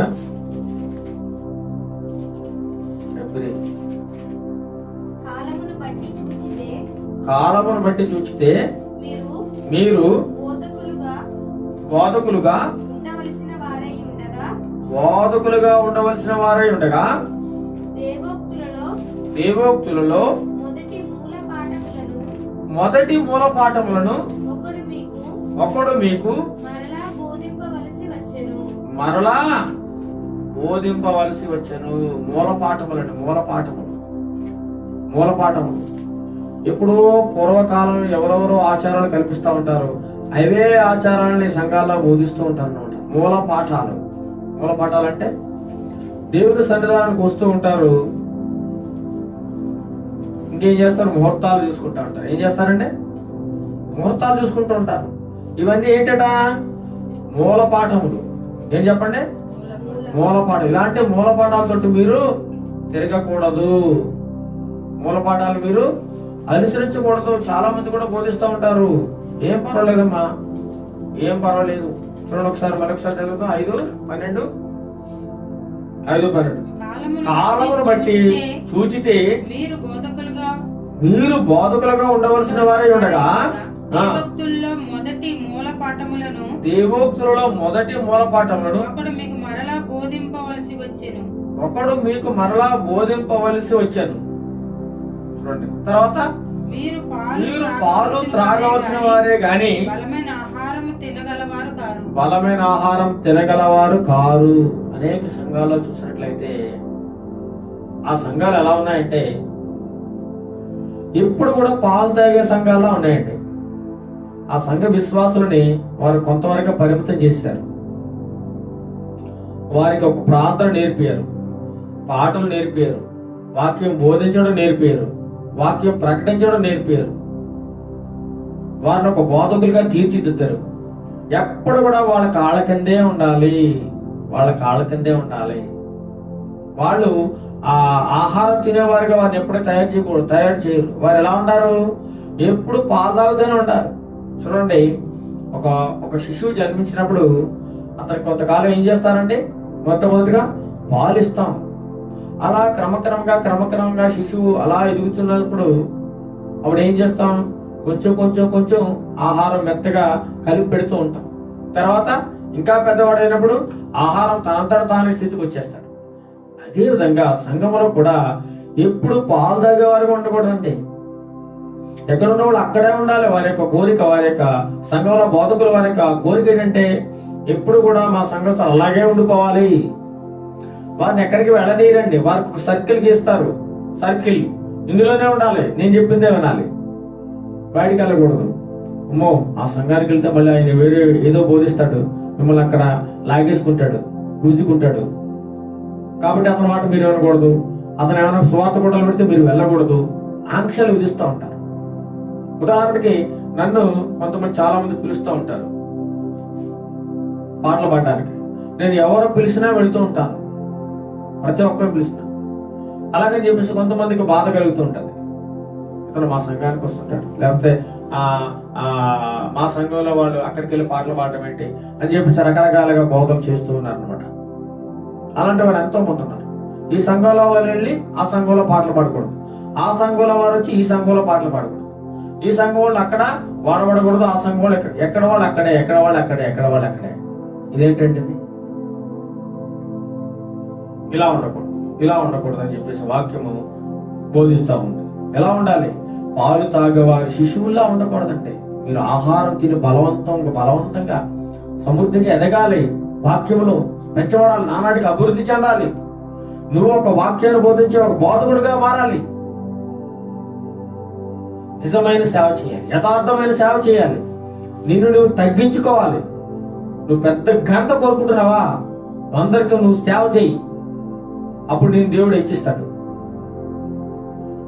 దేవుడు హెచ్చిస్తాడు. నీకు నువ్వే నాకు దండ వేయలేదని, సన్మానం చేయలేదని, షాలో కప్పలేదని నీకు నువ్వే బాధపడిపోతే ఎలా? అనేక మంది చూస్తూ ఉన్నావు. సన్మానం చేయలేదని బాధ, మెడలో దండ వేయలేదని బాధ, పొగడలేదని బాధ, రకరకాల బాధలండి అనేక మంది దైవ సేవకులకి. ఊరికనే ఈగో ఫీల్ అవుతూ ఉంటారు, ఆహా తట్టుకోలేరు. ఈ సేవకుడికి కింద కూర్చోబెట్టి ఇంకొక సేవకుని స్టేజ్ మీద పిలిస్తే వీరు వారం లేరు, తట్టుకోలేరు, భరించలేరు. అలాంటి వారు ఎంతో మంది బాధకులు ఉన్నారు, ఎంతో మంది. అలా ఉండకూడదు. అందుకే దేవుడు రాయించాడు తన గ్రంథంలో, మీరు అనేకులు బోధకులు కాకుండా బోధకులైన మరి మీకు కఠినమైన తీర్పు ఉంటుంది, కఠినమైన శిక్ష దేవుడు వేస్తాడు. నువ్వు విశ్వాసులకు మాదిరిగా ఉండాలి. పౌలు గారు అంటారు, నేను క్రీస్తు పోలి నడుచుకుంటున్నాను, మీరు నన్ను పోలి నడుచుకోండి అని ప్రభువులు ధైర్యంగా ప్రకటిస్తా ఉన్నాడు. అలా నువ్వు చెప్పగలవా? ప్రియ బోధకుడా, దైవ సేవకుడా, నువ్వు చెప్పగలవా? నన్ను పోలి నడుచుకోండి, నేను క్రీస్తు పోలి నడుచుకుంటున్నాను, మీరు కూడా నన్ను పోలి నడుచుకోండి, నువ్వు ధైర్యంగా చెప్పగలవా? అలా చెప్పేవారే ఉండాలన్నమాట.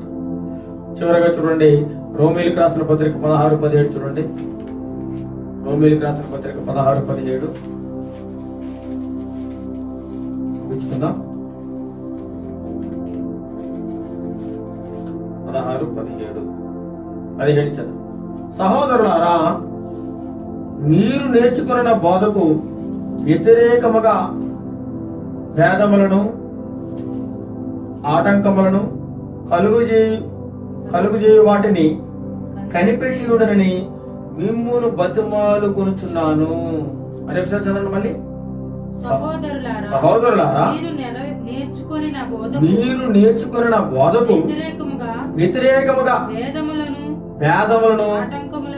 ఆటంకములను కలుగుజేయు వారిని కనిపెట్టియుడని మిమ్మును బతిమాలు కొనుచున్నాను. అపోస్తలుడైన పౌలు గారు రోమీయులకు రాస్తూ ఉన్నాడండి, బతిమాలుకుంటున్నాడంట.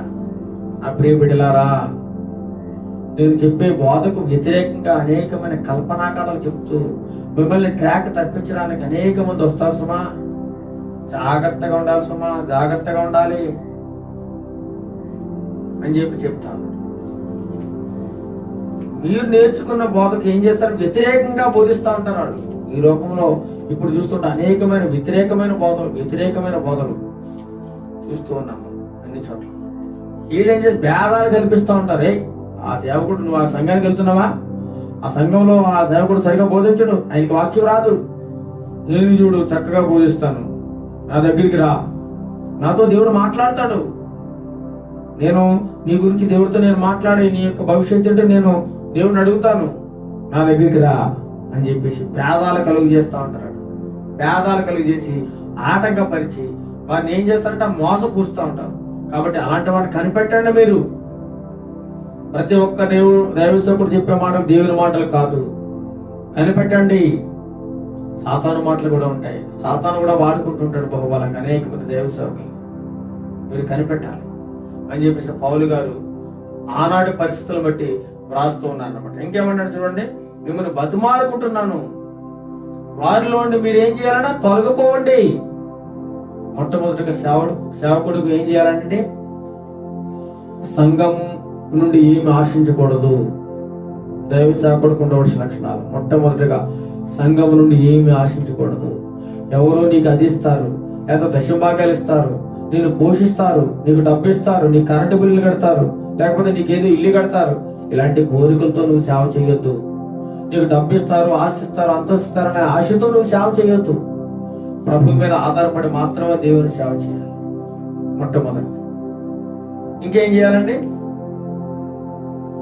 క్రీస్తు మీదే ఆధారపడాలి. క్రీస్తు మీద తప్ప మనుషుల మీద ఆధారపడకూడదు, ఏమి ఆశించకూడదు. ఇంకొకటి, మనుషులకి అనుకూలమైన బోధను చేయకూడదు, మనుషులను ఉద్దేశించి బోధ చేయకూడదు. తప్పది, చాలా ప్రమాదకరం. నువ్వేదో మనసులో ఏదేదో పెట్టుకుని మనుషుల గురించి వారిని ఏమీ అనలేక ధైర్యంగా వాక్యం ద్వారా వారిని దెబ్బ కొట్టాలి అనే ఉద్దేశంతో వాక్యం బోధించినట్లయితే నువ్వు అబద్ధ బోధకుడివి, అబద్ధ ప్రవక్తవి. నువ్వు దేవుడు ఏదైతే నీ మనసులో ప్రేరేపణ చేస్తున్నాడో, ప్రేరేపణ కలుగు చేస్తున్నాడో అది మాత్రమే చెప్పాలి. ఏదేదో విషయాలన్నీ నీ మనసులో పెట్టుకుని వారి మీద ద్వేషంతోనో, పగతోనో, కక్షతోనో ఉండి నువ్వు వాక్యాన్ని బోధించినట్లయితే అది నిష్ప్రయోజనము, నువ్వు అబద్ధ బోధకుడివి అని చెప్పి దేవుని వాక్యంలో స్పష్టంగా రాయబడు. ఇంకా చూడండి, అలాంటి వారి నుంచి నువ్వేం చేయాలంటే తొలగిపో. ఈ ఆత్మీయ స్థితి నువ్వు ఎప్పుడు కూడా అభివృద్ధి చెందవు. ఎప్పుడు నేను ఏం చేస్తారు? పాలే పోస్తారు, వాళ్ళు బలమైన ఆహారం పెట్టరు. అలాంటి వారి దగ్గర ఉండదు. జీవితాంతం ఉన్నా సరే నీకు పరలోకం దొరకదు. వారు ఎదగరు, నేను ఎదగని వాక్యంలో నేను ఎప్పుడు కూడా అక్కడ నీకు సర్కిల్ గీసి అక్కడే ఉండమంటే ఉంటారు. నీకు ఒక రూల్స్, రెగ్యులేషన్స్, ఆంక్షలు విధిస్తూ ఉంటారు. నువ్వు అక్కడికి వెళ్ళకు, ఇక్కడికి వెళ్ళకు, నా దగ్గరే ఉండు, ఎవరి మాట వినకు అని చెప్పేసి రకరకాల ఆంక్షలు విధిస్తూ ఉంటారు. వారిలోంచి ఏం చేయాలి? మీరు తొలగిపోండి. ఇంకేమన్నాడంటే, అట్టి వాడు మన ప్రభు అయిన క్రీస్తుకు కాక తమ కడుపునకే దాసులు. కడుపునకే. నేను చెప్పే ప్రతి మాట కూడా ఎవరిని ఉద్దేశించి కాదండి, ఎవరిని గాయపరచాలని ఉద్దేశించి కాదు, ఎవరిని తక్కువ చేసి కాదు. కానీ దేవుని యొక్క మాటలు ఉన్నది ఉన్నట్లుగా నేను బైబిల్ గ్రంథంలో ఉన్న మాటలనే నేను బోధిస్తున్నాను. బైబిల్ గ్రంథంలో దేవుడు వారి కడుపుకే దాసులు. కడుపు ఆహారం కోసం, కడుపు కోసం వారు ప్రాకులాట ఎంత దేనికంటే కడుపు నింపుకోవడానికి కోసం. చూడండి, కోటి విద్యలు కూటు కొరకే. కోటి విద్యలు దేనికి కడుతుంటా? కానీ దైవ సేవకుని యొక్క ఉందంటే ఇది, దైవ సేవకుడు అని పిలువబడేవాడు కూటు కోసం కాదు, కడుపు నింపుకోవడం కాదు. నువ్వు కడుపు నింపుకోవడానికి సువార్త చేస్తున్నట్లయితే వ్యర్థము, అవసరం. నీ సేవ ఫలించదు, నీ సేవ అభివృద్ధి చెందదు. నువ్వు ఒక అబద్ధ బోధకుడివి. పౌలు గారు స్పష్టంగా తెలియజేస్తున్నారు. ఏమని? అట్టివారు తమ ప్రభువైన క్రీస్తుకు కాక తమ కడుపుకే దాసులు. దేవునికి సేవకులుగా ఉండవలసిన వారు ఏం చేస్తున్నారంటే వాళ్ళు వాళ్ళ కడుపుకి లగ్జరీ, విలాసవంతమైన జీవితాన్ని గడుపుతూ, ఆడి కారులో తిరుగుతూ, విలాసవంతంగా ఉంటూ పక్కన ఉన్న పేద సేవకులు పట్టించుకోరండి. పేద సేవకులు ఆకలితో అలమటిస్తూ ఉంటాడు. వీళ్ళు చూస్తే లగ్జరీ కారులో తిరుగుతూ ఉంటాడు. ఇక్కడ ప్రేమ ఎక్కడుంది? నువ్వు నిజమైన సేవకుడువా? నిజమైన బోధకుడువా? నీ సహోదరుడు ఆకలిగా ఉంటే ఏం పెట్టమన్నాడు? దేవుడు భోజనం పెట్టమన్నాడు, వస్త్రం ఇమ్మన్నాడు. నువ్వు చేస్తున్నావు అలాగా? ఈనాడు చూస్తే ఎంతమంది దైవ సేవకులు సహాయం చేస్తున్నారండి? చాలా తక్కువ, అతి తక్కువ మంది. హైదరాబాద్ లో ఒక దైవ సేవకుడు ఒక సంస్థను స్థాపించి హెల్పింగ్ హ్యాండ్ ద్వారా అనేక మంది దైవ సేవకులకి ఆహారము, బట్టలు, ఏమంటే తనకు చేతనైన సహాయం చేస్తూ ఉన్నాడు. అలాంటి వారు కావాలండి. అలాంటి వారు తన స్వార్థం చూసుకోకుండా ఇతరుల మేలు కోరి దేవుని ప్రేమను చూపించేవారు అనేక మంది లేవాలి ఈనాడు యొక్క బతుకులు. అలాంటి వారు కరువైపోయారు. నాకు ఇంకా దశభాగాలు ఇవ్వలేదు, ఈ నెల నాకు కానుక రాలేదు, మీరు ఇంతే ఇచ్చారా, నేను ఒక కార్యక్రమం చేస్తున్నాను, ఇంత తిండి, డబ్బు కోసం తెల్లారు లేస్తే ప్రతి వారం డబ్బు. ఇదే వారి కడుపుకే వారు దాసులే ఉన్నారు. దేవుడికి కాదు దాసులు, వారి కడుపుకే దాసులే ఉన్నారు. దేవుని వాక్యం స్పష్టంగా తెలుసు. అలాంటి వారు ఉండకూడదు. అందుకే దైవ సేవకులు చాలా జాగ్రత్తగా ఉండాలి. ఇలా చెప్పుకుంటూ పోతే అనేకమైన విషయాలు ఉన్నాయి. భిన్నమైన కల్పనా కథలు చెప్తూ అనేక మందిని మోసం చేస్తూ ఈనాడు హైందవ సమాజానికి లోకమైపోతూ అనేక మంది విమర్శించేవారుగా, అనేక మంది వేలెత్తి చూపించేవారుగా ఈనాడు అనేక మంది దైవ సేవకులు తయారవడం మనం చూస్తున్నాం. వారందరి కోసం మనం ఏం చేయాలండి? వారిని మనం విమర్శించడం కాదు, కానీ మనం వారి కోసం ప్రార్థన చేయాలి. వారి యొక్క మనసు మారాలని, వారి యొక్క హృదయం మారాలని, వారి యొక్క ఆత్మీయ స్థితి మరింత బలపడాలని, దేవుడు ఏదైతే మాట్లాడాడో అదే సెలవిచ్చేలాగా, వారి యొక్క సొంత మాటలు కాకుండా మాట్లాడేలాగా, దేవునికి ఇష్టమైన దాసుడిగా జీవించేలాగా మనమందరం ప్రార్థన చేద్దాం. ఈరోజు మన దేవుడు మనతో మాట్లాడే మాటలు, అబద్ధ బోధకులను గురించి జాగ్రత్త పడుడి. అబద్ధ బోధకులు, అబద్ధ ప్రవక్తలను గురించి మీరు చాలా జాగ్రత్తగా ఉండాలి. మీకు ఆత్మీయ జీవితం అభివృద్ధి చెందాలంటే నీ యొక్క దైవ సేవకుడు ఎలాంటి వాడో గమనించు. నీ యొక్క సంఘంలో ఉన్న సేవకుడు ఎలాంటి వాడు? అబద్ధ బోధకుడా, అబద్ధ ప్రవక్త, అతను చెప్పేది బైబిల్కి అనుకూలమా వ్యతిరేకమా గమనించు.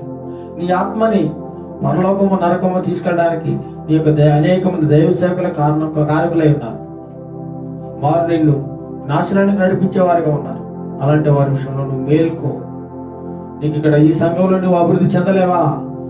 నువ్వు పాలు తాగేవారిగా నిన్ను ఉంచుతున్నారా? వెంటనే అక్కడి నుంచి తొలగిపో. నువ్వు ఎక్కడైతే అభివృద్ధి చెందుతావో, నీ యొక్క విశ్వాసము మరింత ఎప్పుడు అభివృద్ధి చెందుతూ నువ్వు ఆత్మీయంగా ఎప్పుడు బలపడుతూ ఉంటావు, అక్కడికి వెళ్ళిపో. వారు నిన్ను మరింత విశ్వాసంలో బలపరుస్తూ ఆత్మీయ జీవితంలో ముందుకు తీసుకెళ్తారు. అలాంటి కృపా ధన్యత దేవుడు మీకు నాకు మనందరికీ కలుగు చేయను గాక. దేవుడి యొక్క పరిశుద్ధ వాక్యమును దీవించి ఆశీర్వదించి ఈ యొక్క వాక్యమును వింటున్న ప్రతి ఒక్కరి హృదయాల్లో ఒక మేలుకలుపు దేవుడు కలుగు చేసి, ఎవరు నిజమైన సేవకులు, ఎవరు దైవ సేవకులు గ్రహించే హృదయము ప్రతి ఒక్కరికి దయచేయాలని చిన్న ప్రార్థన చేసుకుందామండి. వాక్యాన్ని ముగించుకుందాం. మహాపరిశుద్ధుడైన మా ప్రియ పరలోకపు తండ్రి, ఈ యొక్క పరిశుద్ధమైన నామానికి స్తుతులు స్తోత్రాలు చెల్లిస్తున్నాం ప్రభా. ఇంతవరకు మాకు తండ్రి ప్రభా, మీలో అనేకమైన అబద్ధ బోధకులు, అబద్ధ ప్రవక్తలు ఉన్నారు. జాగ్రత్త సుమా, జాగ్రత్తగా ఉండండి. మిమ్మల్ని పాడు చేస్తారు. రకరకాల భిన్నమైన బోధలు మీలో చుచ్చుంపు చేస్తారు, ప్రవేశపెడతారు. మీ విశ్వాసాన్ని చెడగొడతారు. మీ ఆత్మీయ జీవితాన్ని పతనమయ్యేలాగా చేస్తారు. జాగ్రత్తగా ఉండండి, మేలుకొలుపులు ఉండండి. వాక్యానుసారంగా ఉందా లేదా పరిశీలించండి. అనేటువంటి విషయాలన్నీ కూడా మాకు తేటతలంగా బోధించండి. మీకు వందనాలు స్తుతులు స్తోత్రాలు చెల్లిస్తున్నాం ప్రభా. వాక్యం ఎంతమంది అయితే వింటున్నారు వారికి అందరినీ దీవించి ఆశ్రయించండి. వారి దేవుడు ఒక గొప్ప కార్యం చేయండి ప్రభా. నీవు నిజమైన దేవుడు, సత్యవంతుడు, యథార్థవంతుడు అని వారికి తెలుసుకునే భాగ్యం ప్రతి ఒక్కరికి దయచేయండి ప్రభా. నీలోనే రక్షణ ఉంది ప్రభా. నేను నమ్ముకుంటే పరలోకం వెళ్తారు తండ్రి ప్రభా. అలాంటి మేలుకలు ప్రతి ఒక్కరికి దయచేయండి, దీవించి ఆశ్రయించండి. అదేవిధంగా నన్ను, నా యొక్క కుటుంబాన్ని, మా సంఘాన్ని దీవించి ఆశ్రయించండి. మమ్మల్ని జ్ఞాపకం చేసుకున్న ప్రభా, మరింత నీ సేవలో బలపడడానికి, ఆయన ఈ యొక్క రాజ్య సువార్త అనేక మందికి ప్రకటించడానికి మాకు అవకాశం దయచేయండి. ఈ కృపగలస్తో మాకు మెండుగా దయచేయమని, దీవించి ఆశీర్వదించమని, ఈ వాక్యానుసారంగా మేము ఉన్నట్లు మాట్లాడడానికి, ఉన్నట్లు నీ వాక్యంలో ఉన్నట్టు ప్రకటించడానికి మాకు ధైర్యం తండ్రి ప్రభా దయచేయండి ప్రభా. ఎవరికి లొంగకుండా, డబ్బుకు కానీ లేకపోతే అర్హతలు కానీ ఈ లోక ఆశలకు కానీ మేము లొంగకుండా ప్రభా, నీ వాక్యానికి లోబడి, నీకు లోబడి, నీకు భయపడి, నీ వాక్యానికి భయపడి మేము బోధించే భాగ్యం మా సేవకులందరికీ దయచేయండి. మేము ఎంత గొప్పగా ఉండాలని కోరుకుంటున్నామో అంతకంటే ముందు మిమ్మల్ని మేము బాగా తగ్గించుకునే స్వభావం మా అందరికీ దయచేయండి ప్రభా. దీవించి ఆశ్రయించండి. ప్రతి ఒక్కరితో మీరు మాట్లాడమని, అనేక సంఘాలు దీవించి ఆశ్రయించండి. ప్రతి ఒక్క దైవ సేవకుని ఆశీర్వదించమని మా ప్రభుడు రక్షకుడు యేసుక్రీస్తునామమున అడిగి ప్రార్థన చేస్తున్నాం తండ్రి. ఆమేన్, ఆమేన్. పరలోక ప్రార్థన. పరలోకమందున మా తండ్రి, నీ నామం పరిశుద్ధపరచబడును గాక, నీ రాజ్యం వచ్చును గాక, నీ చిత్తం పరలోకములో నెరవేర్చినట్లు భూమి మీద నెరవేరును గాక. మాకు కావలసిన అనుదినాహారం నేడు మాకు దయచేయండి. మా రుణస్తులు మేము క్షమించిన ప్రకారం మాలను క్షమించు. మా శోధన చెడ్డ తప్పించు. ఎందుకంటే రాజ్యము, బలము, మహిమ నిరంతరమైనవి తండ్రి. ఆమేన్. మన తండ్రి అయిన దేవుని ప్రేమయు, మన ప్రభువైన యేసుక్రీస్తు కృపయు, పరిశుద్ధాత్మ దేవుని యొక్క అన్యోన్య సహవాసము ఇప్పుడు ఎల్లప్పుడూ సదాకాలము మా అందరికి తోడేయుడు నడిపించును గాక. ఆమేన్, ఆమేన్, ఆమేన్. మీ అందరికీ వందనాలు. ప్రభువు నామం బట్టి మరి ఒకసారి వందనాలు తెలియజేస్తూ మీరు ప్రియ సహోదరుడు Das Babu. Thank you all.